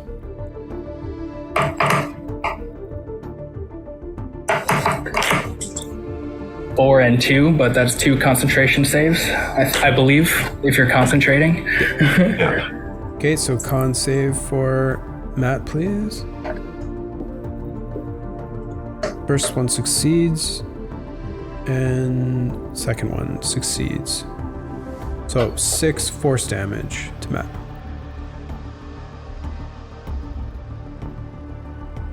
All right, that. I don't know. Oh, what the? That is the end of the round. So I shake my fist. You can't see anything, but these chains. Do you see me shaking? The chains begin to shoot out from those 4 directions. I'm just going to roll them all first. 13. No. It is in line with the dire wolf. I need a dex save, please. Dex save. For the wolf. For the wolf. And the wolf's dex. It's not good, guys. It's not good. I'll use my last fate swing on that. Okay, go ahead and re-roll, Kiri. All right.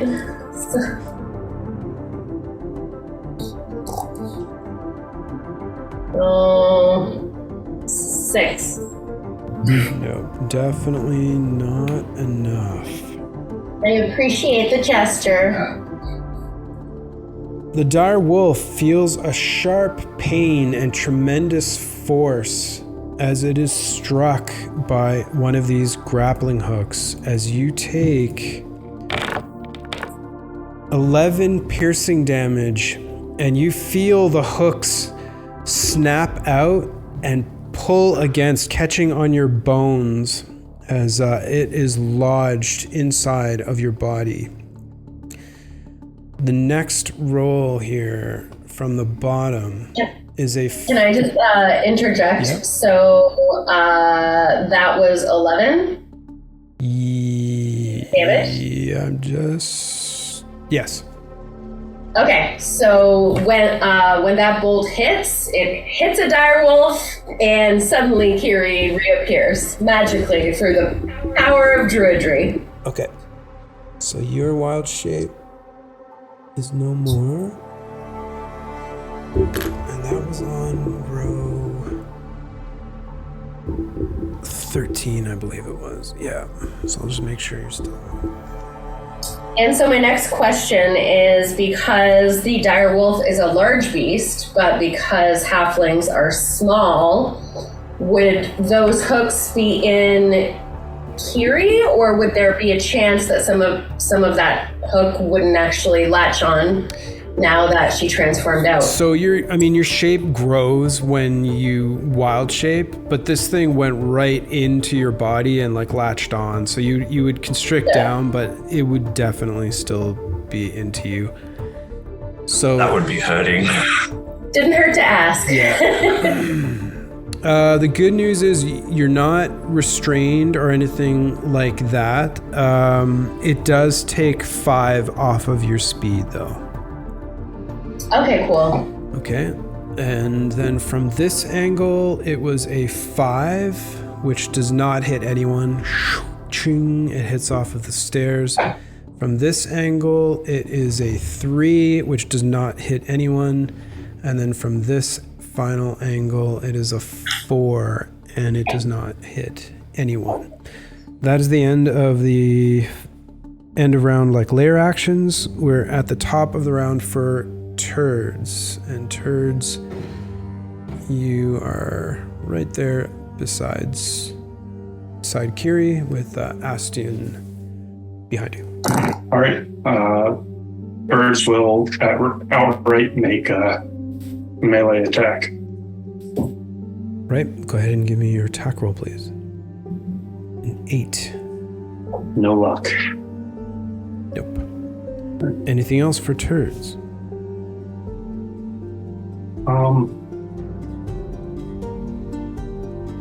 You will use bonus action of second wind. Right, go ahead and roll your dice to get your points back. 2. 2 on the die for that, for your bonus. Anything else for turds? I'll say nothing personal to Kiri, but he will remain where he's at. Right. Still wink at him. Next up is Kiri. So she just winked at turds, has a big ol' arrow thing into her, and she looks around and goes, okay, maybe now it's time for my pretties to come out, and waves her hands up high and casts Conjure Animals. Mm-hmm. And can you remind me, you want to choose, or should I just tell you what I want? No, you just go ahead and tell me what you want. Okay, cool. And out of the ground, you see suddenly some beautiful black bears emerge. And they emerge basically surrounding me. Right, and those are medium creatures? They're medium. So there's one actually, sorry, I misspoke. So 2 there, correct. And then another one on the other side of turrets. Over here? Correct. And then one directly behind turrets. Right here. Oh, you mean here? Can't see. Move that thing one to the left. Okay. Yeah. If you could keep it that, yeah, perfect. Thank you. Okay. And now I have to roll initiative for them, you said? Yes, please. Excellent. They have their own initiative, which would be Their own initiative, which is whatever the dexterity score is for the creature. Yeah, so we'll keep the 16, but we'll add their dex mod. Okay, 16 it is. Okay, so 0 mod. All right, so 16 would put them between Matt and Astian, so right after Matt. Right after Matt. 16. Okay, do you have 4 different colors, or are you going to be able to keep track of them? Yeah, no, that's a good idea. I normally do them by color, like blue bear, orange bear. So here you go. So there's a red, blue, green, and clear. Perfect. Good call. So I just did my major action of casting a spell. I am now going to do wild shape. And I'm going to turn into another direwolf. It worked so well the first time. Okay, direwolf for the second wild shape.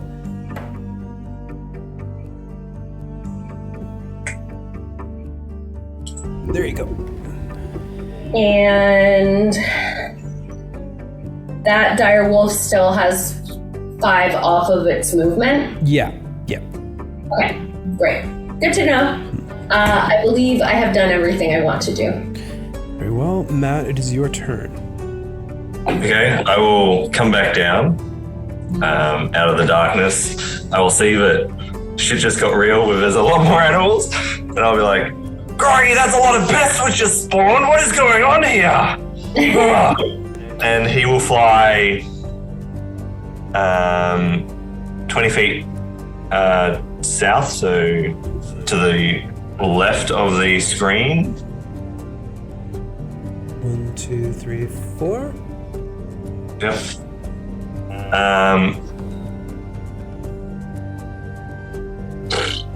I guess seeing that I didn't see Kiri lose form and I still think she's the direwolf, I would still believe that she is the direwolf, so I wouldn't have to make a check or anything to determine if that was the same direwolf or not.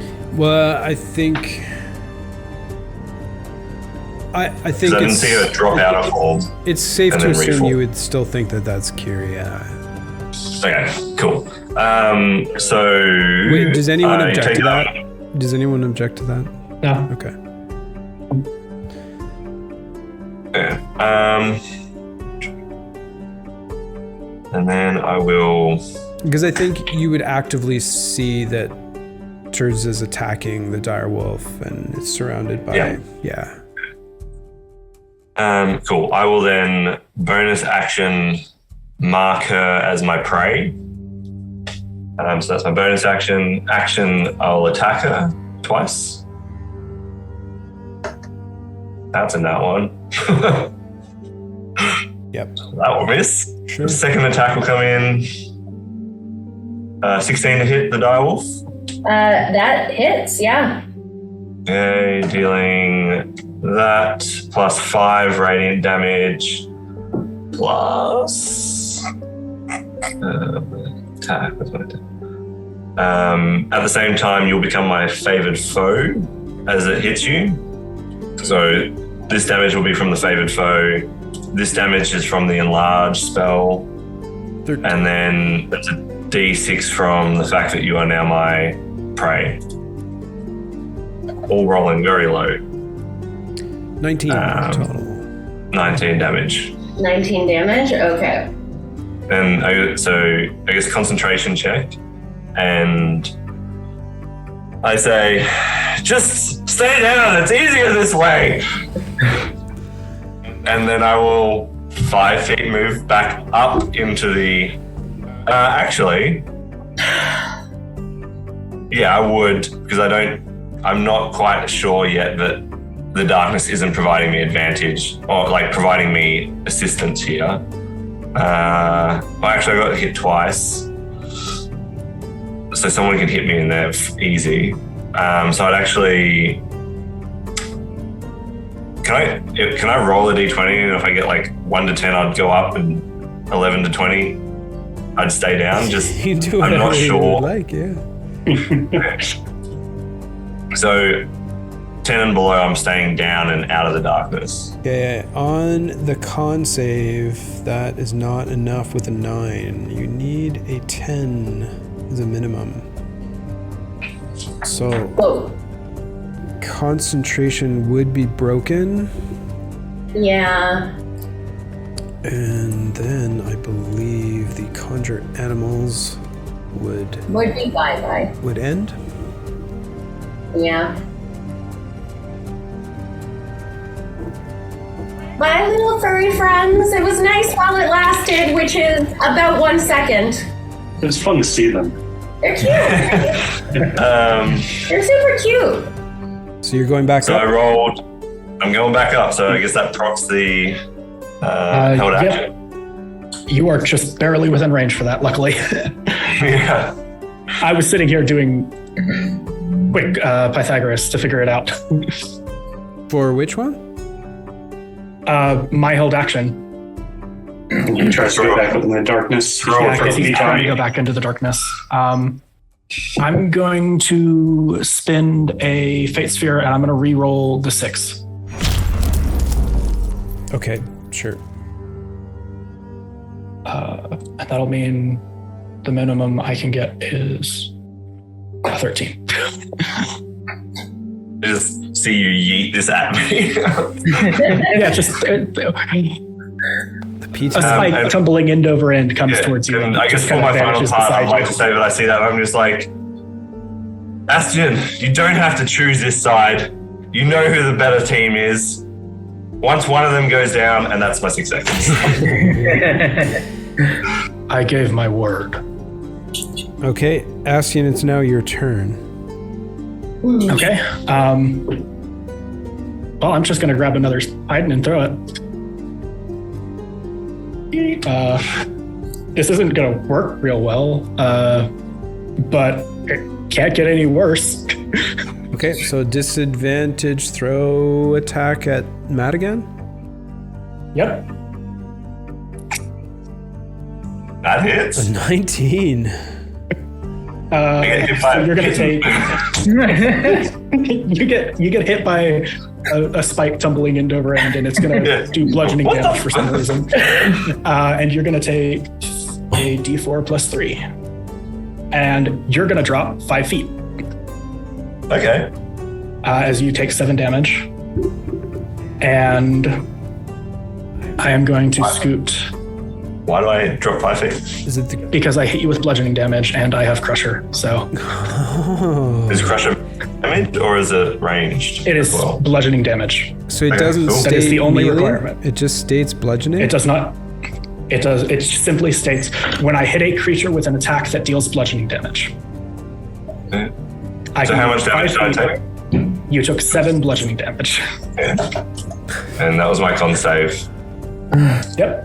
You know what? Just to add to the chaos here, Astion, I'm going to ask you to roll a d10, and if it's a 10, the sharp end hits. Okay. It's a 5. Okay, so bludgeoning. So you drop 5, you are visible at 45 feet in the air. Yeah. I look at Astion with just surprise. Beware an old man and a young man's line of work. And I'm going to back up behind the rock. Okay. 5, 10, 15? 15, yeah, that's perfect. All right. So that's the end of Astion's turn. Ezekiel, it is your turn. Can I see Matt from here?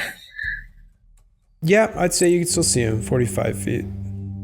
All right, I'm gonna fire both my Eldritch Blasts again. I'm in the darkness, so advantage, I believe. Yep. First one is a... Oh, no, I don't. Okay. First one's a 25. The second one... Ooh, 2 17s. So it's a 23. Both hit, I believe. Yep. Yeah, both hit. First damage, 3 force. And 7. So 10 total and 2 Constitution saves. Yeah.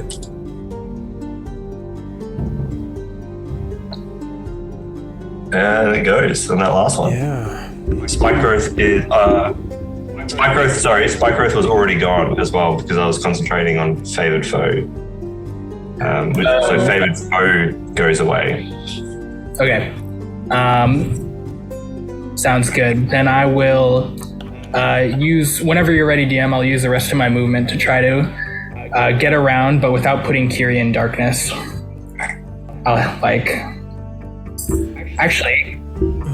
I'll run around the far side of the rock, the other side from Kiri. Okay, where Astian is? Is Astian over there? Oh, okay.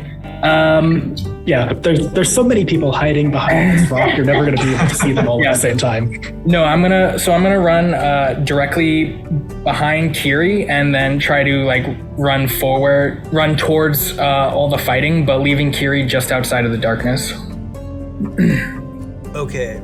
Oh, yeah. So I'll just move you first. So 5, 10, 15, 20. You want to run this way behind it, or you want to go around? Yeah, that way, and then I want to turn and then head straight towards Matt, but going diagonally to keep Kiri out of the darkness. Yeah, one. I think. Yeah, that's good. Give the old college try. Maybe she's a large creature. Her butt is in the darkness.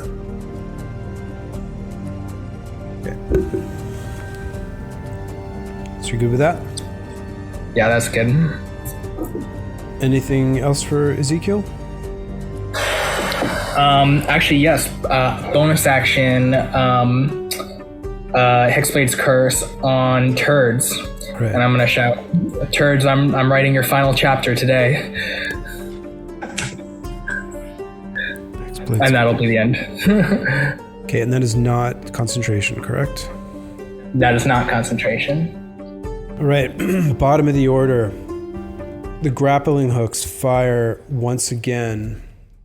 This time, only 3 of them, as the green one has already fired and locked on.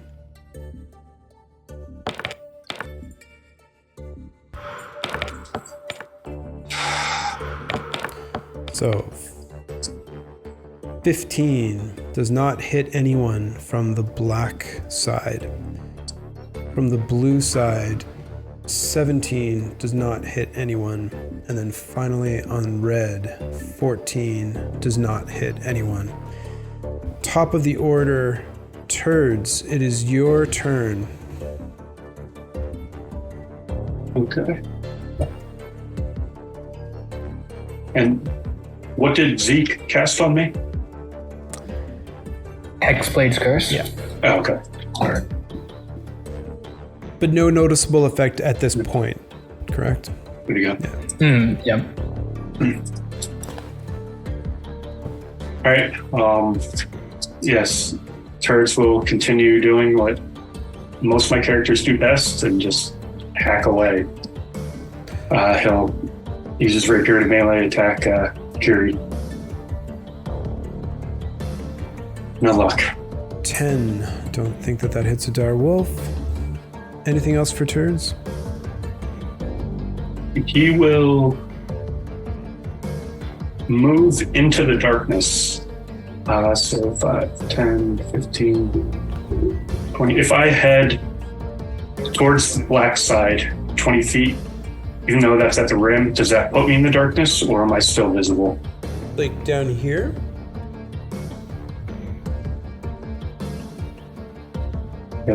That's where, 20 feet that way. That would put you in. Am I in the dark? Yeah. Okay. So that would be the last location anyone saw me.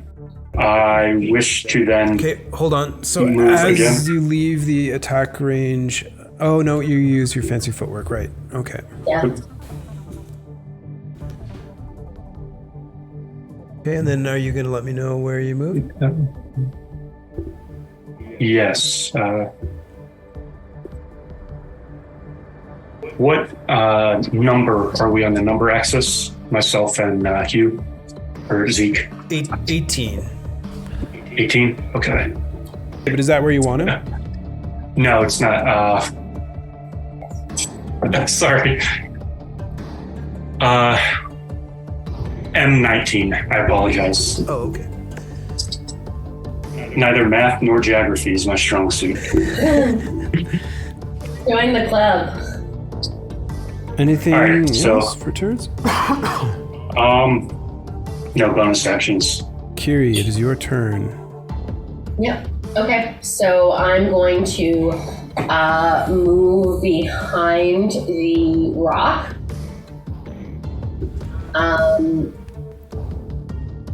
Further away from the camera, kind of in the direction of Bastion. 5, 10, 15, 20, 25.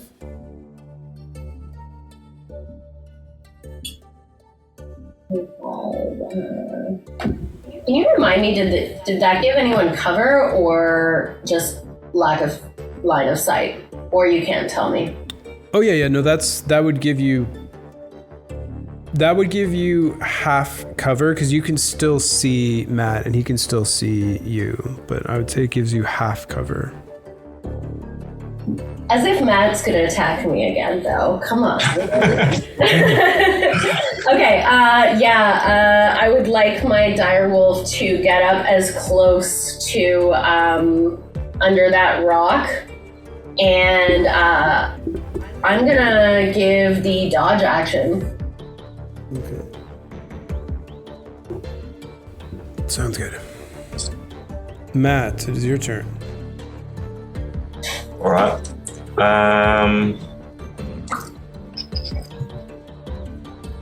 I will bonus action cast Zephyr Strike, which will give me 60 feet of movement.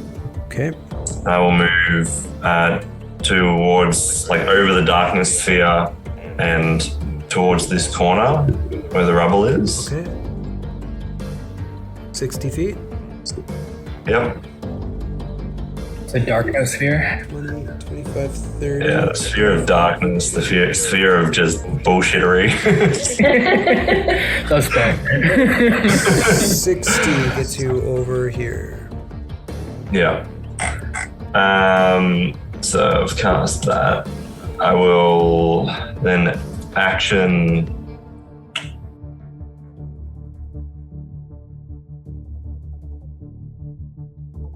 I'll attack the direwolf with disadvantage. I take it. So.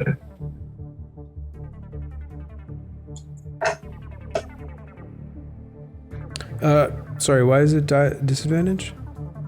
She's dodging. He's dodging. Right. Okay, jeez, thank you. And the half cover gives +2 to AC, that's correct? You don't have it anymore from this angle. Oh, of course, because he can see me right away. Yeah. So 16 to hit? Yeah, that is. Okay.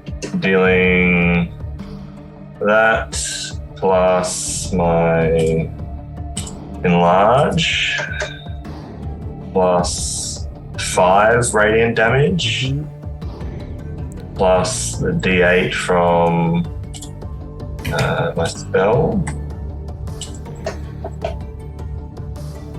Damn, rolling terribly. And then let me just check. I think that's 16.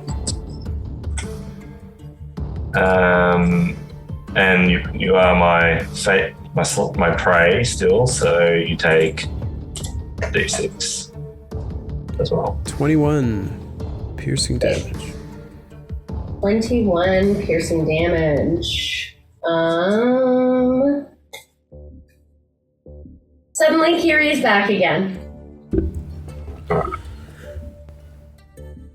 That's my first attack. And I'll just follow it up with my second attack, still with a disadvantage. It's probably does not hit. 15? Does not hit. That's fine. That's my bonus action, my movement, and my action. That's it. Astian. Sorry, how many rounds have passed as well? I just need to know this. Is it 4? I believe we are on round 5 now. Yeah. Nope, I've only fired 3 and I think I missed 1. Yeah, round 5? Does that sound right? Yeah, round 5 is right. Yep. Okay, Astian is up. Gonna head 5, 10, 15, 20, 25, 30, to stand kind of basically ahead and to the right of Kiri from where the camera is right now. Okay. So moving 30 feet. 15, 20? Yep. 25, 30. Two more. Passed. Yep, thank you. And it's worked so well. I'm going to throw another bite at him. Okay. That's fair. It is still long range because you are still 45 feet in the air right now. Yep. Yep. I'm pretty sure that doesn't hit. Nope. Whizzes by, and then I'm going to use a bonus action to down a potion. Okay, sounds good.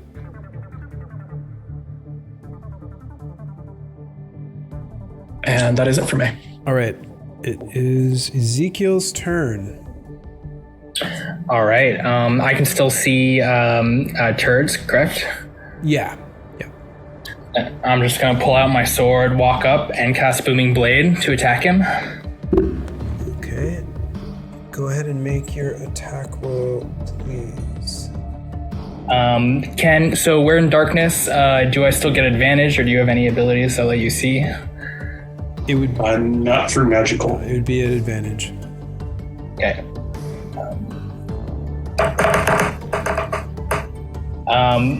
That's 19. So that's actually a critical hit with the Hexblade's Curse. Yep. And I would also like to smite a second level on that. Okay. I am going to use a Fate Sphere to make him reroll. All right. So Turds uses Fate Sphere number 5, and I need you to reroll the 19. Okay. Oh, just the 19? Well. 2. It got replaced with a 2. Yeah. So no crit. Yeah, because I think the other roll was also a 14 in the last one. Yeah, he had a 14. So. Yeah, 14. Okay. So a 20 to hit. 20 does hit.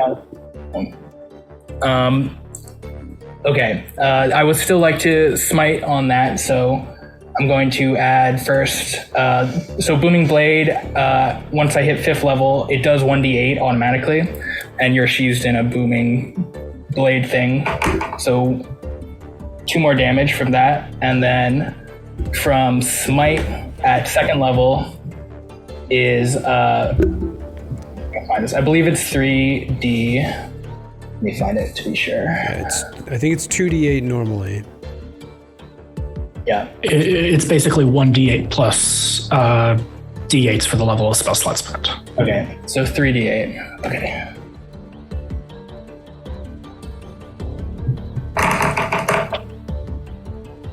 Six more damage. 6 radiant damage. And the actual sword attack? Oh, did I not roll that? Okay. Or, sorry, the actual damage. Sorry, so longsword to hit, yep. Oh, did I do? Okay. Longsword to hit is 10, and then plus 3 from the Hexblade's Curse, so 13. And then plus 2 from Booming Blade, so 15. Plus 6 from Smite, so 21, yeah? Yep. Okay. And that gets hacked. Right? And I'll end my turn, yeah. That's it for Ezekiel. Okay. Turds, no, it's not. It's the room's turn. So I'm just gonna roll. That's 3d20. Okay, we're gonna roll the last 2 together. So the black one is a 16, which does not hit anyone. Blue one is a 15, which does not hit anyone. And finally, the red one is an 11, which actually strikes Zeke. So Zeke, I need you to make a dexterity saving throw.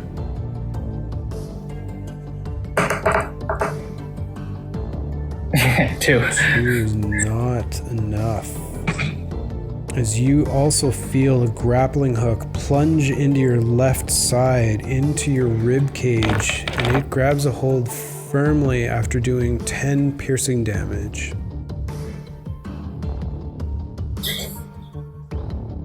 Just hear a grunt from the darkness.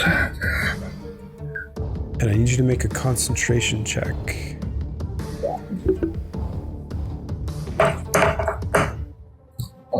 12. Okay, you maintain your concentration. That is the end of the lair actions. Turds, it is your turn. Okay, I am going to make a melee strike against Zeke at disadvantage because of the darkness. 14, Zeke. It's a miss. Miss. Anything else, Turds? Right. I know Booming Blade's going to hit me, but I am going to move away from Zeke at this point. Okay. 2d8, let me double check that. 2d8. Okay, sorry, what was that, Turds?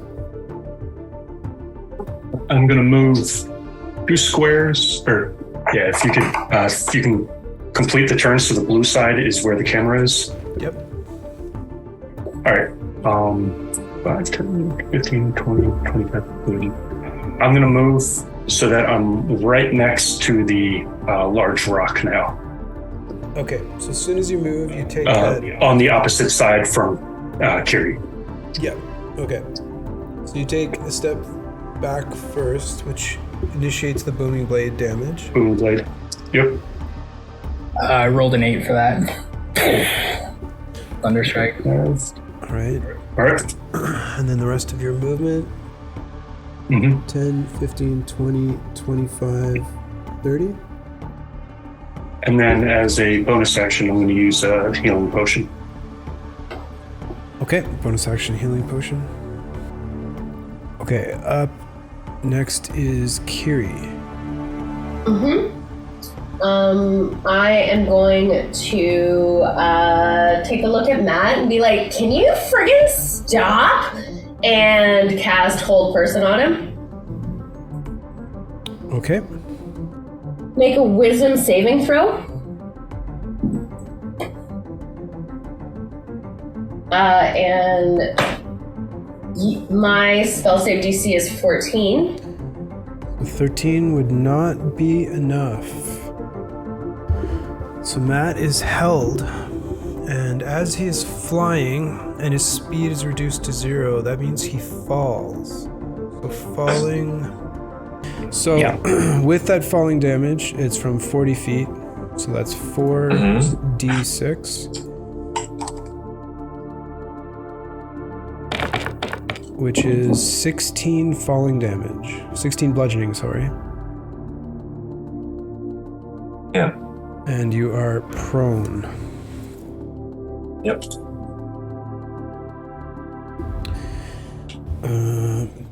And I just want to look up one more thing. Kiri, anything else for your turn? I'm just trying to see where... Can you tell me how far... 5, 10, 15, 20. How far away is he from me? Just so I know. He is 30, 25 where he fell. Okay. Actually, say he's just within the square here. Right. So you are considered paralyzed, Matt.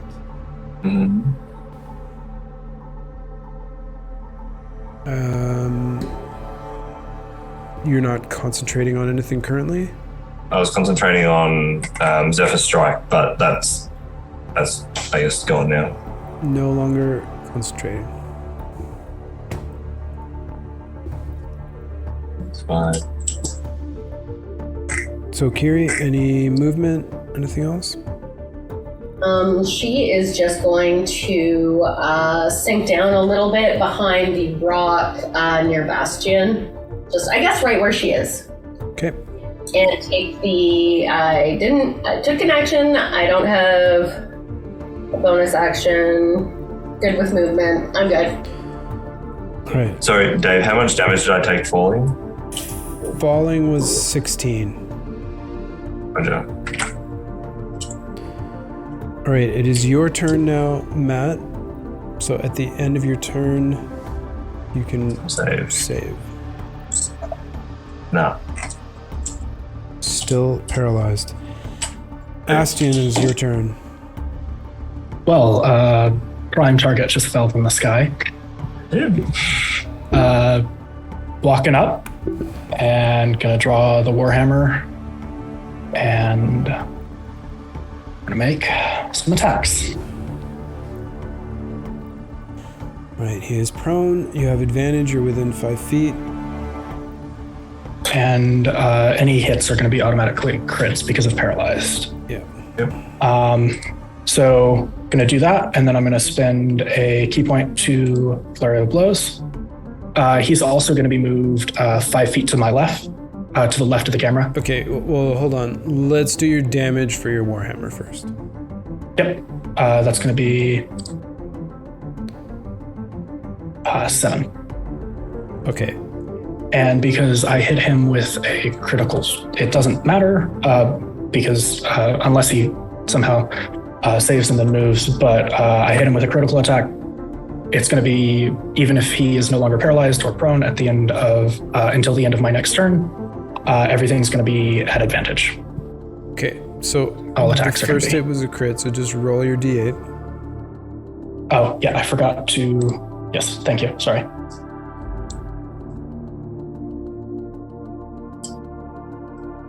So 9 total. 9 damage there.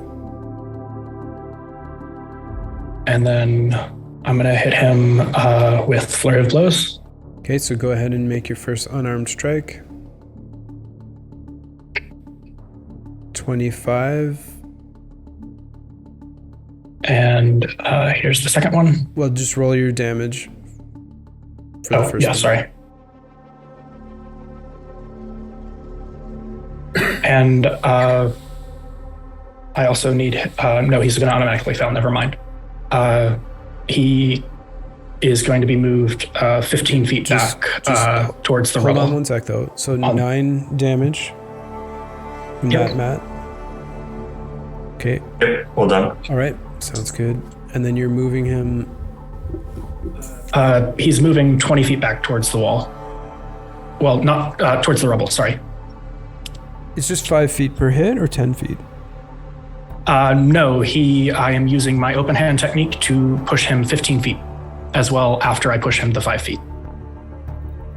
So my first attack moves him, the Warhammer moves him 5 feet to the left, so he's still within range. I hit him twice with Flurry of Blows. On the second Flurry of Blows, he's going to get kicked 15 feet away. Oh, I see. All right, so go ahead and make your second unarmed attack roll. That one was a natural 20 because I rolled 19, 18 on the first one, natural 20 and 13, I think, on the second. Okay. Well, crits regardless. Yeah. Yeah. So 9, but still. All right. So your damage on that one was 9? No, that was the first no, one. the damage on the first one was 9, damage on that one was 8, and he is pushed 15 feet into the rubble. Okay. 8 more damage there, Matt. No worries. We need to slam up against the rocks, so... And as I slam into the rocks, I go unconscious. Okay.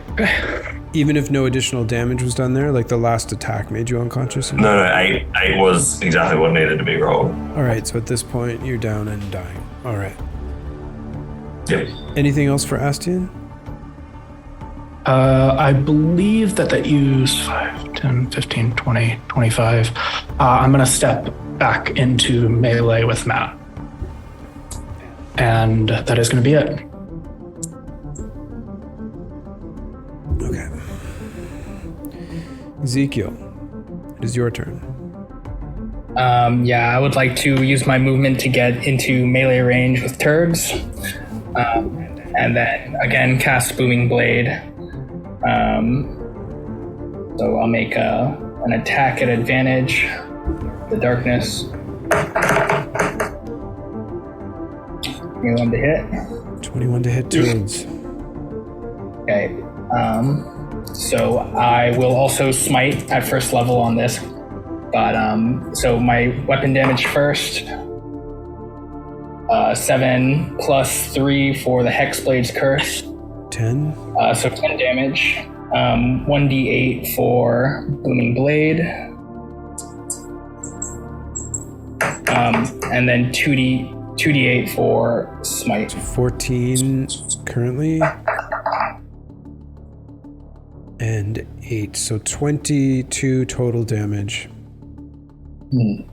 to turds. And sheathed in booming thunderous energy. Okay, I'll leave. And, yeah. Sorry, what's that? I was going to say I'll end my turn after that, but go on. Okay. The magical effect, I didn't take it off when the Booming Blade activated last time, so I'm just leaving it there. I'm just going to roll for the Black Harpoon, which is a 5. That is directly at Astian. I need you to make a dexterity saving throw, please. Okay.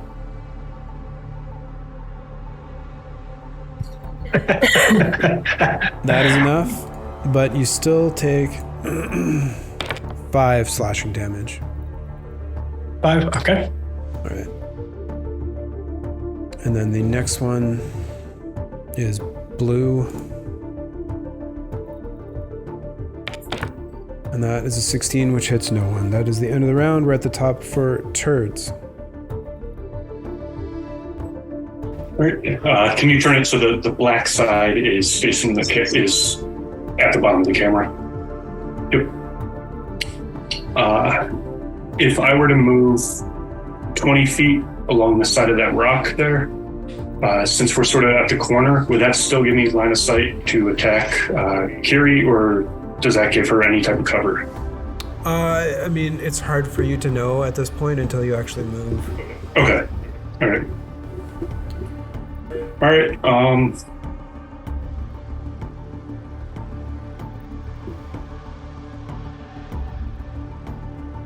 Yeah, I'm gonna try and get away from the darkness and move along that path towards Kiri. All right. And I would take damage. Can I take an opportunity attack here? Yep. Okay, I'd like to. So Ezekiel uses his reaction, take an opportunity attack at advantage. 24. Yeah, and before that though, so the Booming Blade activates. So I do have Sentinel, which will put his movement to 0. So I'm not sure which activates first. Well, the Booming Blade activates as soon as he moves, right? I believe so. Yeah, so as soon as he takes a step, he's still in your range, so the opportunity attack hasn't happened yet. Okay. I'll do that damage then. Booming Blade damage. 9. All right. Then, as he goes to step out of your range, you hit. So longsword damage is 6 plus 3 is 9. And I'll smite on I think I can smite on that. I will smite on it. Yeah, I'm pretty sure it's any attack. Yeah. Okay, so 2 more d8. 1, 2. 9 damage. All right, and just so that we're being straight here, the Hexblade's curse damage? That was 3. So 3. So it was the 9 plus 9 plus 9 is 27 damage. 27 total on that turn. Yeah. Okay.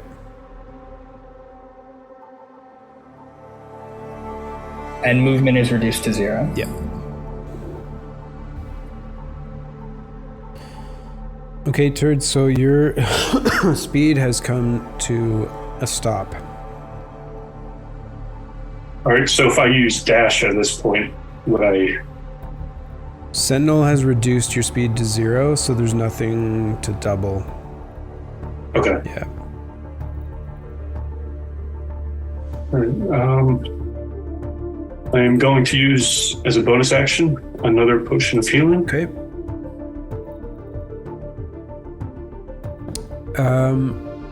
How many potions do you have left? That will be my last one. Okay. Understood.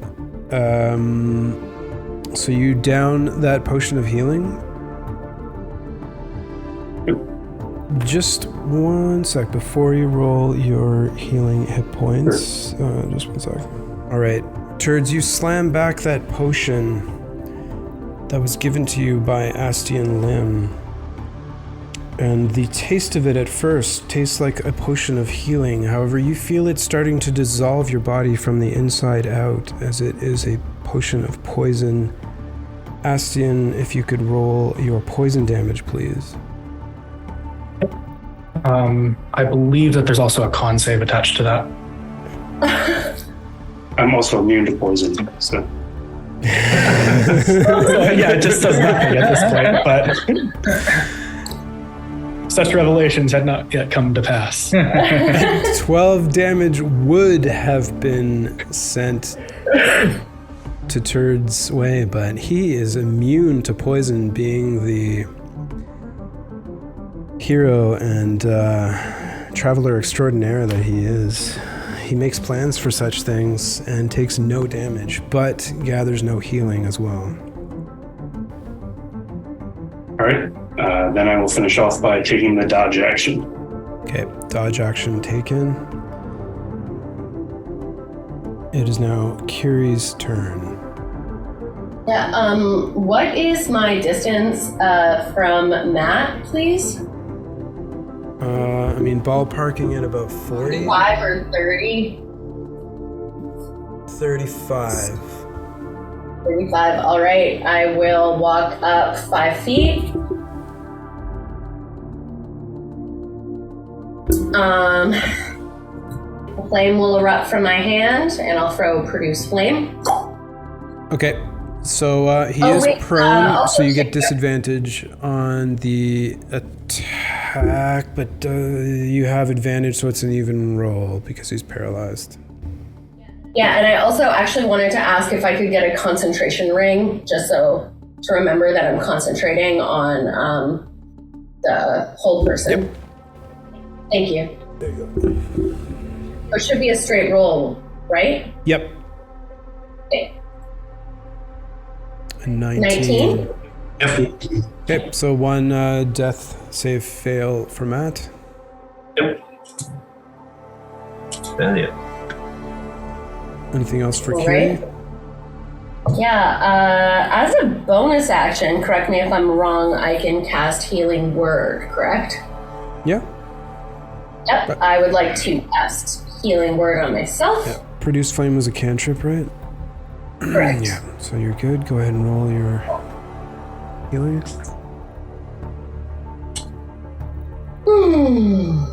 5 hit points back. Thank you. And I'm going to move back towards the rock. I'm going to hide around the other side. So I've done 5 feet of movement. I have 15 feet left. That's perfect. All right. Matt, at the beginning of your turn, I need you to make a death saving throw, please. And do. Yeah, So that is a pass. And at the end of your turn, a wisdom saving throw. Oh, great. Now I'm paralyzed, but I'm still unconscious. Yeah. Actually, I don't... I suspect the next person in line will finish whatever problem I have. Yeah, so, I mean, you made your save, and you passed your thing. So, Astian, it's your turn, but I'm still going to look it up just so that I get it right.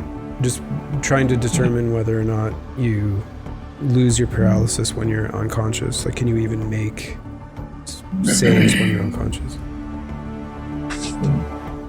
You automatically fail strength and dex saves. Yeah. Nothing else I don't see.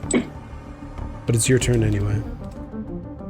Going to raise the hammer and bring it down, saying, I'll remember you, Matt.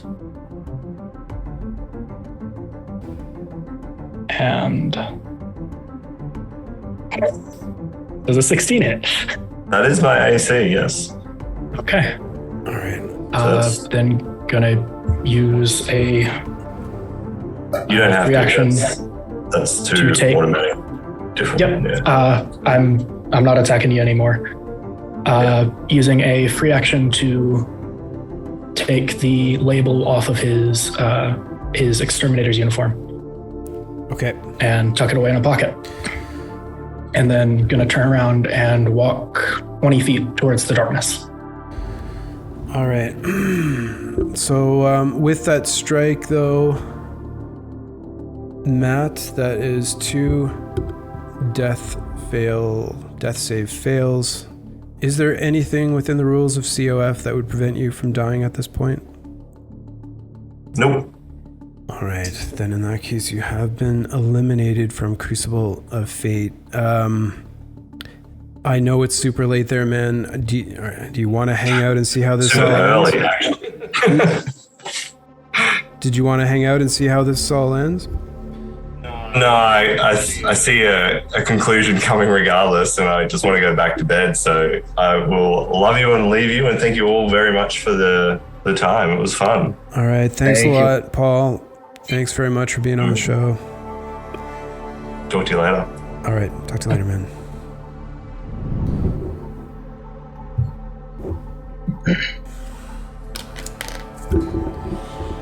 There we go. All right, guys. So there's a window in my screen, by the way. Oh yeah, everything's shifted around. Yeah. You're doing great. Don't worry. We're almost there. All right. With that, it is Ezekiel's turn. With turds right there, I'm going to attack again. Booming blade.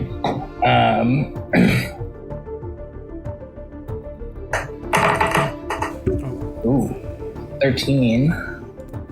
13 to hit turds. Nope. I'll end my turn there. I'll just stay in melee range. Okay. Then with that, the black grappling hook will fire out, as will red.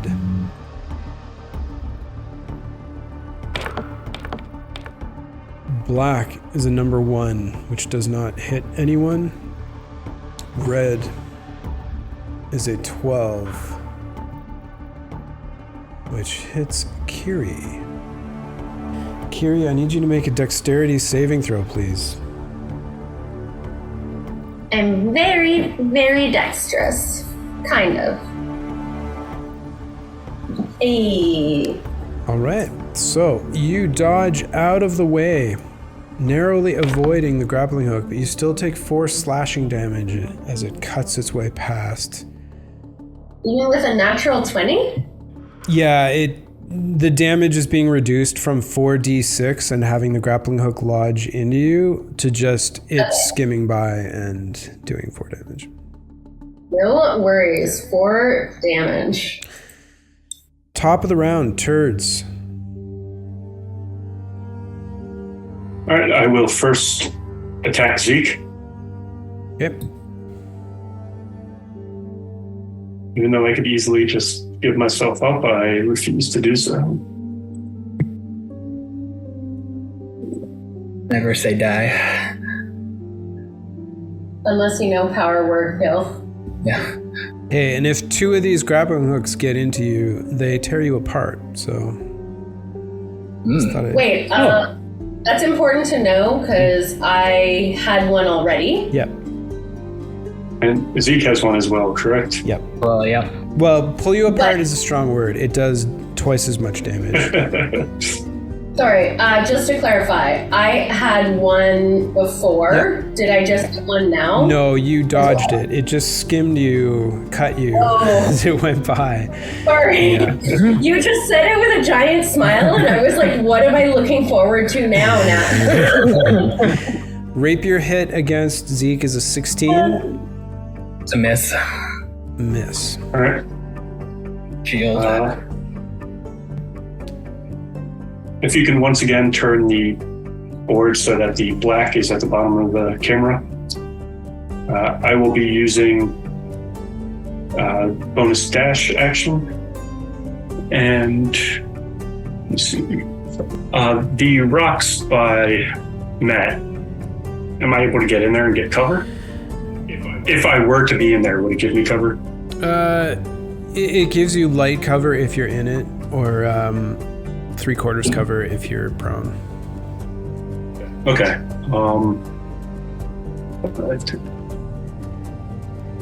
I wish to move 20 feet towards the black side. You attacked me. 10, 15, 20, but as you move the booming blade... Wait, wouldn't there... Oh, wait, he it didn't attack trigger, with right? booming blade last You time. didn't get hit with booming blade, right? There shouldn't be booming blade anymore. That already Yeah. Sorry, instead of going straight 20, I wish to go down, and then that last move at a diagonal, so I'm 1 to the left. Yeah.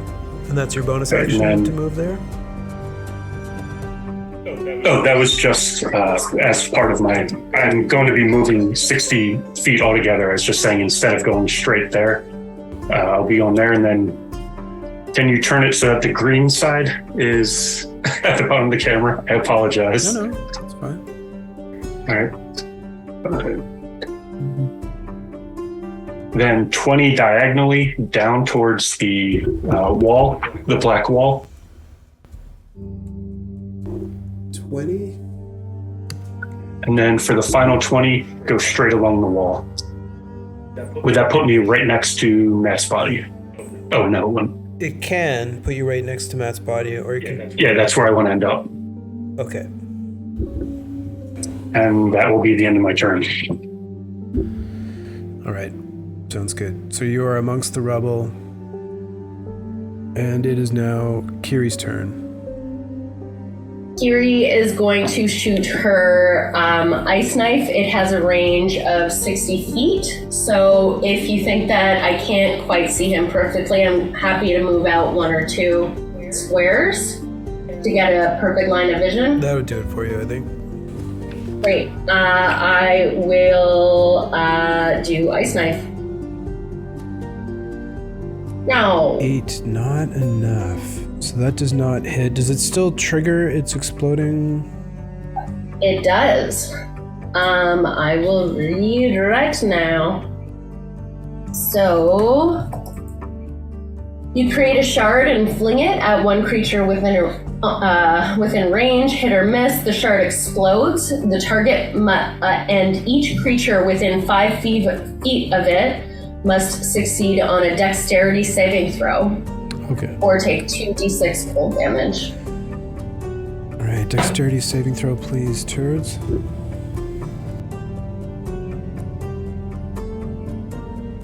Ugh, yeah, that makes it. 16.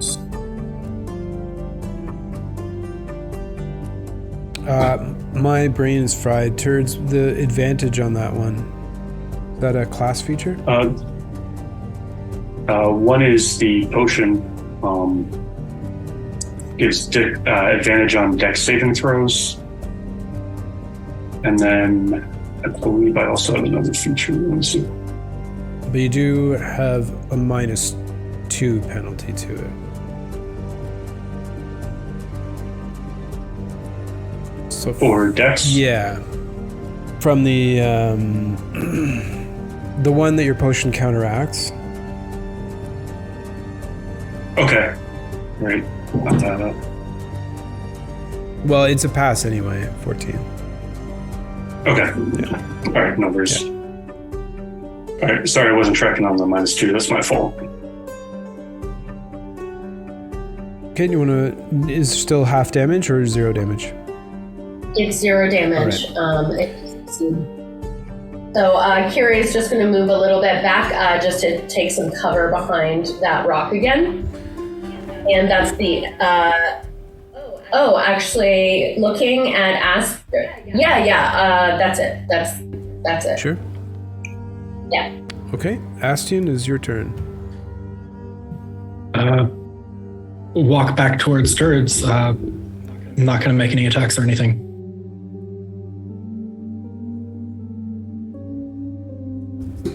Just going to stand there. And that is it for me. Ezekiel.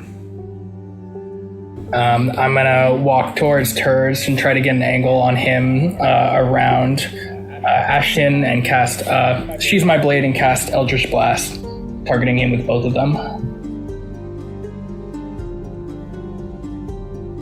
30.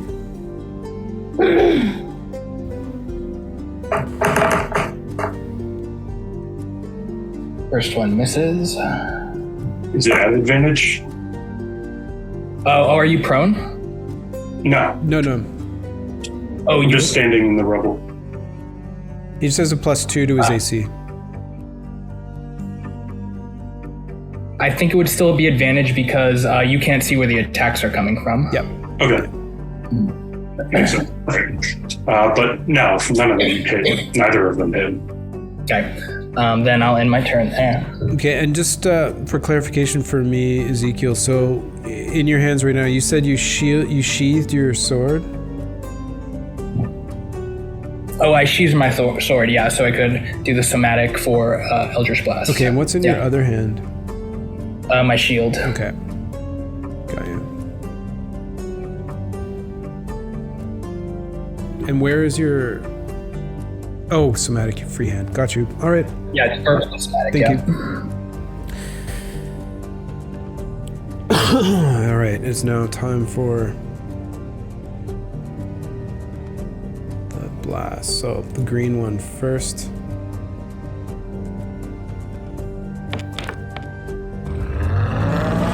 20 doesn't hit anybody.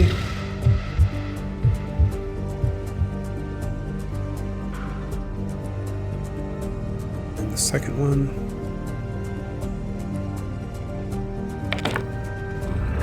Another 20, which doesn't hit anymore. Alright, Turds, top of the round. I wish to search Matt's body. Okay, go ahead and give me a perception check and a d4, please. Alright, a 20 and a d4. 1. Okay.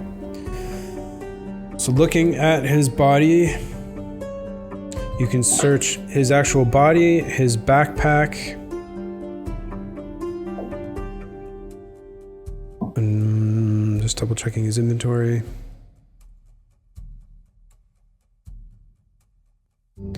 You can look in his backpack or on his body. What would you prefer to do? We'll go with body. Body? Okay. There's a potion, which I think he already used. Potion of Growth only has 1 charge, so I think that was Yeah, so you already used it. Yeah. Then there's arrows, a dagger, longbow, a potion, and his shield and short sword. Mechanic-wise, can I take the potion and drink it all in this turn? Yeah, I mean, you grabbed it on your action. You could drink it. All right. Go ahead and do that. 2d4. Without even checking what it is. 2d4 plus 2. It's a potion of healing. All right.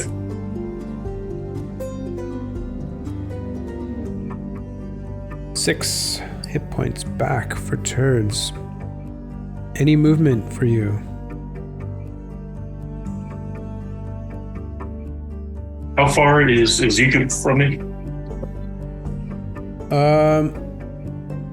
Hard to tell exactly because you're just seeing a circle of black coming towards you right now, but somewhere in the neighborhood of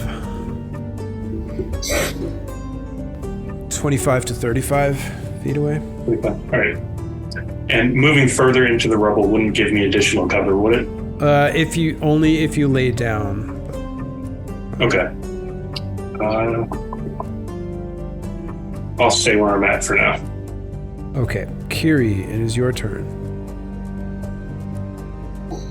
Okay. Kiri will come out, get within 30 feet. Turds. Okay, with the darkness there now. Going around if possible, and I only have 20 feet of movement, just as an FYI. Can I get within 30 feet?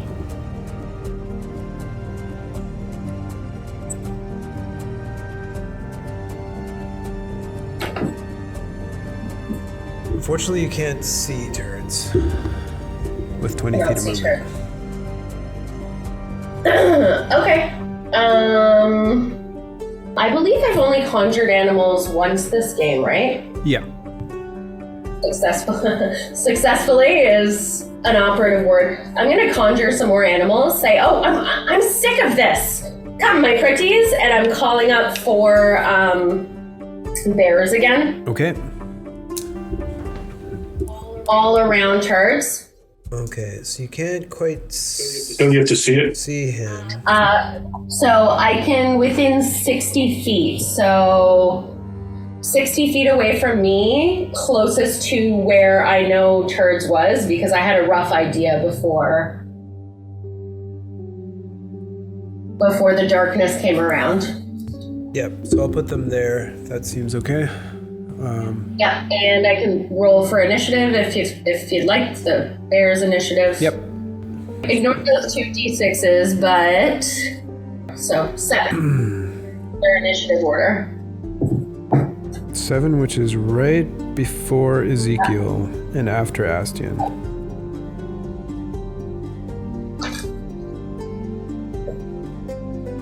Anything else for Kiri? Nope, she's done her full movement, has no more bonus actions. That's it. All right. Astian, you are up. And she will give a verbal attack. Get him. Let's get over this. Get turds. Okay, Astian. Hold action to attack if I am attacked. It is the bear's turn now. Yeah.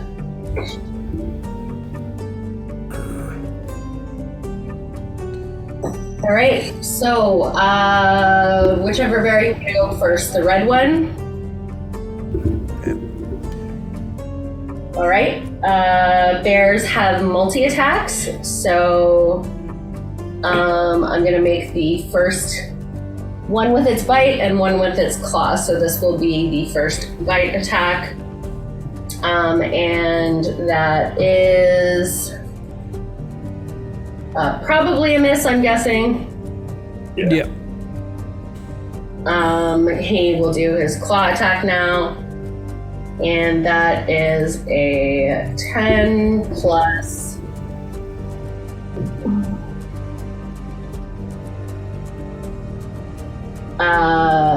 14? This. Miss. All right. That was the red bear. What color bear we got now? Okay, so the bears have enough movement to get around him no matter which way they go. So once the second one shows up, you might as well roll 6 attacks now at advantage because they're all around him. Okay. They don't have pack tactics, but we've got flanking rolls. Yeah. Okay. So 6 attacks. Well, it's just I mean, if you want to just do the first one, advantage, second one. All right, 60-20. Oh, That's fine. sorry. No, it's okay. I'm so brain dead too. We'll just break it up into two. So the first one is a 10 and a 19. So it would be a 19 plus, what's their attack bonus? 4. 4. So 23 to hit turds. That'll hit. Okay, so go ahead and roll your damage for that first attack. Okay, perfect. So 1. So 3 damage. 3 damage coming your way, turds. The next attack is what's a 14 plus their excuse me, their attack ability? 17? That is a miss. All right. Then the final one is a 6 and a 9, so that's a miss. So this is the third attack now. Okay. Sorry, third bear, second attack. Okay. So I'm going to roll 2d20s. If 14 to hit. Those are both misses. All right. 2 more d20s, or 4 d20 if you like, for the final bear. 11 and a 2, that does not hit. Yes. And then the final attack is a 20 and a 3. So a 23 to hit with that will hit. claw. Okay. So you want to roll your claw damage? Thank you. Plus 2, so 5 damage. 5 damage. 5 slashing, I believe. Yes. All right. Zeke, you are up. So it looks like a fray over there. Does it look like I can get a 2 Eldritch Blasts in to hit him? Yep. I mean, he will have the +2 light cover. Yeah. Okay. I'll shoot both of them at him. Back with advantage. 18, I think, is a miss. Miss. And a 22. It's a hit. That is a hit. Okay.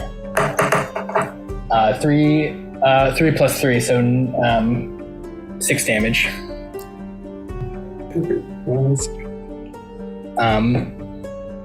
And I'll stay there, I guess, and that's it. Okay.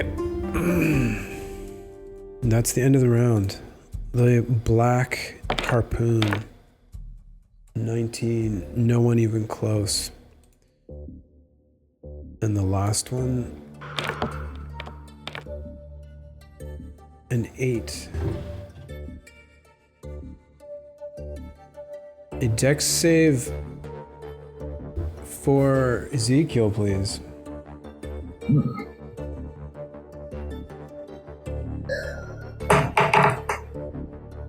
10. 10 is not enough. And this is your second harpoon? Second one, yeah. All right. You feel it puncture into your side, and both of them begin to pull you apart.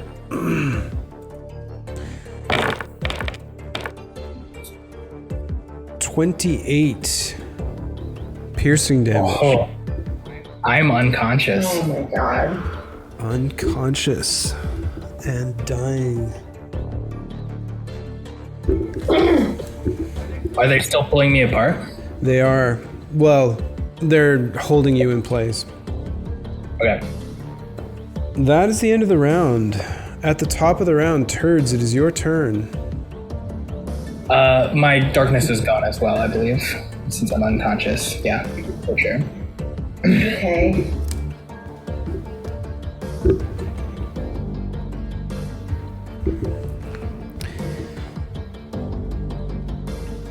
All right. For my action, I will attack the black bear that is a green gem. Okay. Mm-hmm. Not that it matters which one I attack, but I'm not gonna. 15 is a hit. Yes. Roll damage. All right. 7 piercing damage from the rapier attack to the bear. Got it.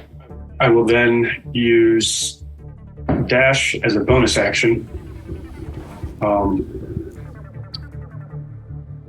Moving diagonally between the red and the green gem. There's a space there, correct?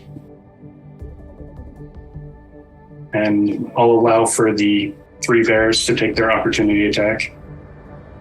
3d20, please, Kiri. Okay. 7, a 7, and a 19. Yeah. And So 19, 22 to hit? Plus what? A 22 will hit. Yep. Okay.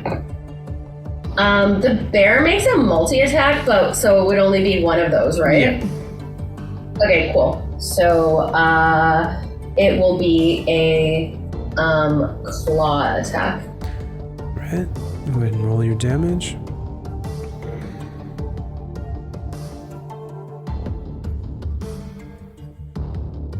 So that is 4 plus 2, 6 damage. 6 damage.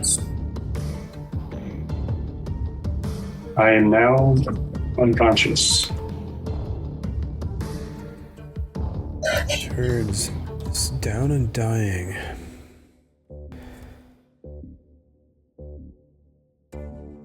That would make it Kiri's turn. Yep. I would like to run my 20 feet towards turds.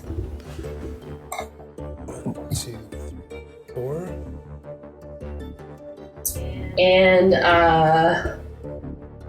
produce flame at him. Right. Attack roll at disadvantage, please. But it's straight roll. Yeah, disadvantage for prone, but advantage for unconscious. Straight roll. So just a straight roll. Straight roll. Nah. 14. Nope. Does not hit. Anything? He's unconscious right now? Yeah. Wouldn't that count as like a What did you cast? produce flame? So it's a targeted attack. He's prone, so it's a disadvantage, but because he's unconscious, it's advantage. So it's a straight roll to hit his AC, and 14 wasn't high enough to hit his AC. In earlier versions of D&D, he would have reductions because he's unconscious, like his, shield wouldn't count, he wouldn't get his dex bonus, but in 5e, that's what advantage represents. So you still have to hit his AC. I just didn't know if it counted towards any of his death saves. My bad. You have to hit him first, yeah. My shield's lying on top of me, just... Perfectly placed. Anything else for Kiri?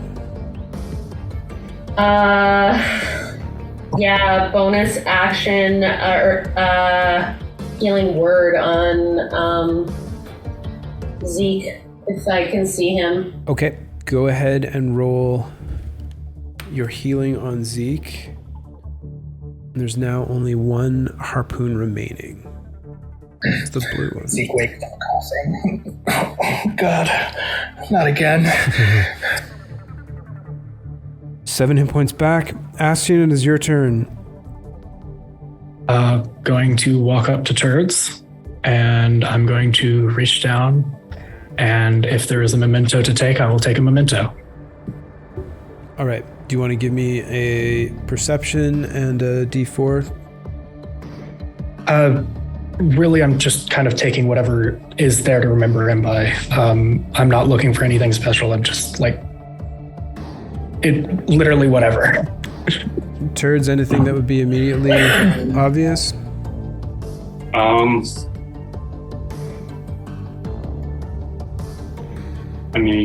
All right, it's pretty much... I don't have a backpack anymore, so everything's on my body. In the pouches, there's... not to go through the pouches then, but the shield, the rapier... What else is on my body? Invisible.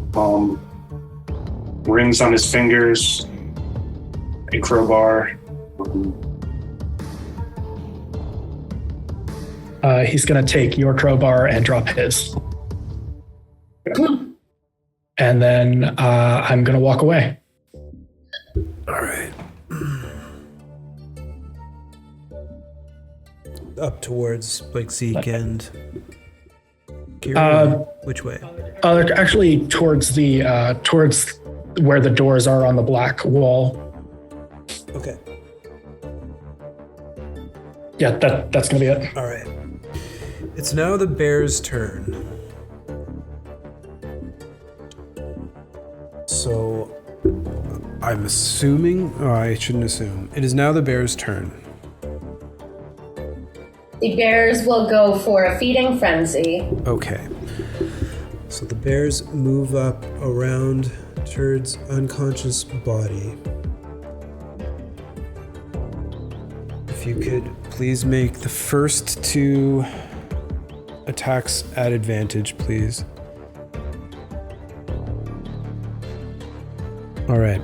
The first attack is a 10, a total of 13. That does not hit. The next attack is a 15. Nope. First bear does not hit. Second bear, go ahead and roll 4d20, please. Okay. These bears aren't vibing today. First one misses. Second one definitely misses. Misses. Third bear, 4d20, please. Turds, you're not in cahoots with my bears, are you? I can re-roll ones. So let me just roll one more d20. Well, you can. And the bears? Bears cannot. Oh, you're absolutely correct. My bad. Third bear does not hit either with an 8. That's only an 11. Okay. And Fourth bear. last baby. Was a 16? 16. Is it +4 or +3? Let me triple check. I've been doing +3 this whole time. +4 to hit. Yeah. +4 to hit. Okay, so a 17 on that one, Turds. That will hit. A 17 hits? Okay. Oh, no, sorry. I thought you meant 17 plus 4. Never mind. That will not hit. I apologize. Oh boy. I wasn't looking at the log. Okay, none of the bears hit with multi-attack. Turds, you are a leprechaun. You are no longer a gnome. Zeke, it is your turn. You are prone and your movement is reduced by a total of 10 since you have 2 harpoons within you. Can I pull them out? You can take an action to try to tear them out, yep. Okay, I'd like to do that. Is that one action for one? Yep. Okay, so... Oh, actually, I do have an effect of freedom of movement, but... If the target can also spend 5 feet of movement to automatically escape from non-magical restraints, such as manacles or a creature that has it grappled. Yep, okay. Yeah, with your freedom of movement effect right now, you do not suffer the effects of the restraint, so your movement is not reduced. But can I spend 5 feet of movement to automatically escape from them? Can you just read that out again for me? Yeah. The target can also spend 5 feet of movement to automatically escape from non-magical restraints, such as manacles or a creature that has it grappled. All right. So with both of those, okay, so you're going to stand up then? Yeah, I'll stand up and try to take out as many of these as I can. So you take your 5 feet of movement, and both of the harpoons, you just kind of rip them out as you walk away. Nice. So I'd like to spend, basically dash, and if both of them are out, I'd like to dash and try to get as close to Turds as I can. So you use your remaining movement from this turn to get to here, and then you dash to get to here. That's good. Okay, that's the end of Zeke's turn. So with those ripped out, there are 3 to fire. I'm just gonna fire all 3 of them at once. The green one is still in Kiri. The black one is a 20, which doesn't hit anyone. The blue one is a 1, which hits Astian. I need you to make a dexterity saving throw, please. Okay. You make your save. Apparently, he really dislikes these things. As you take 4 slashing damage. And then the Made final that one every single time so far. is a 4, which does not hit anyone. That is the end of the lair actions. Turds, it is your turn. I need you to make a death saving throw, please. 19. You have another success or a success. Kiri, it is your turn. Turn to Astian, and I go, come on, we were in this together. Your inaction is starting to speak louder than words. Let's end this. I know you're an honorable man. Okay, that's your time to talk. Any actions for Kiri? Yeah, I will throw Produce Flame at Turds. Am I still within range of him? Yes? Yep. Great. A 22 does hit. That is an automatic death save fail. No need to account for the damage. So that's 2. Any bonus actions for Kiri? Nope. Okay, Astian, it is your turn. I just to double check, that was 3, right? I just had him going down. I don't think he took any from the bears, right? No, that was the first fail. First and second, yeah. Oh, okay. I didn't realize that. I thought you had taken one for the... I thought the bears had actually hit you once. No. You said that... Oh, sorry. You said that was 2 fails? Well, the one was from... No, that's just the first one. Yeah, that's the first one, because you rolled a success, right? Yeah, and you got hit by 1 hit, so it's just 1. Okay. Looking kind of at Kiri and Zeke, I cannot break an oath. That is part of the faith of Meridian. And he's going to... poison oath. I can respect that. Gonna scoot out 3 spaces into the room a bit, and that's gonna be it. It is now the bear's turn. All right. So 4d20 for the first bear. You gotta be kidding me. Second bear, 4d20, please. I am sending all of these bears to Fae prison. Can't turn against a fellow Fae. They can't bring themselves to do it for some reason. Okay, we got 19 plus 4. 23. Yep, that'll be a hit. All right. And that is an automatic crit from a melee attack, which is 2 death save fails. Turds, is there anything within the rules of COF that you can think of that would save your life? I mean, not unless we want to change the rules. No, I think through all of this, though, that was a testament to all of you that Turds should have survived. The luck. It's crazy. Yep, for sure. All right. Well, Sean, I am sorry, but it looks like Turds has been eliminated from the Crucible of Fate. I know that was a marathon session. Thank all of you for sticking around. Yeah. Thank you. Thank you. Sean, so, I mean, all of the portals open up beside all of you. Zeke, do you step through the portal? Is there a potion on his body I can grab at a quick glance? Is there? Yeah, I mean, Yeah. Nothing you see. Then I'll hop through the portal. okay. Kiri, Way through the portal. Astian. Through the portal. All right. With that, the three of you return to the Fate's Hand Tavern.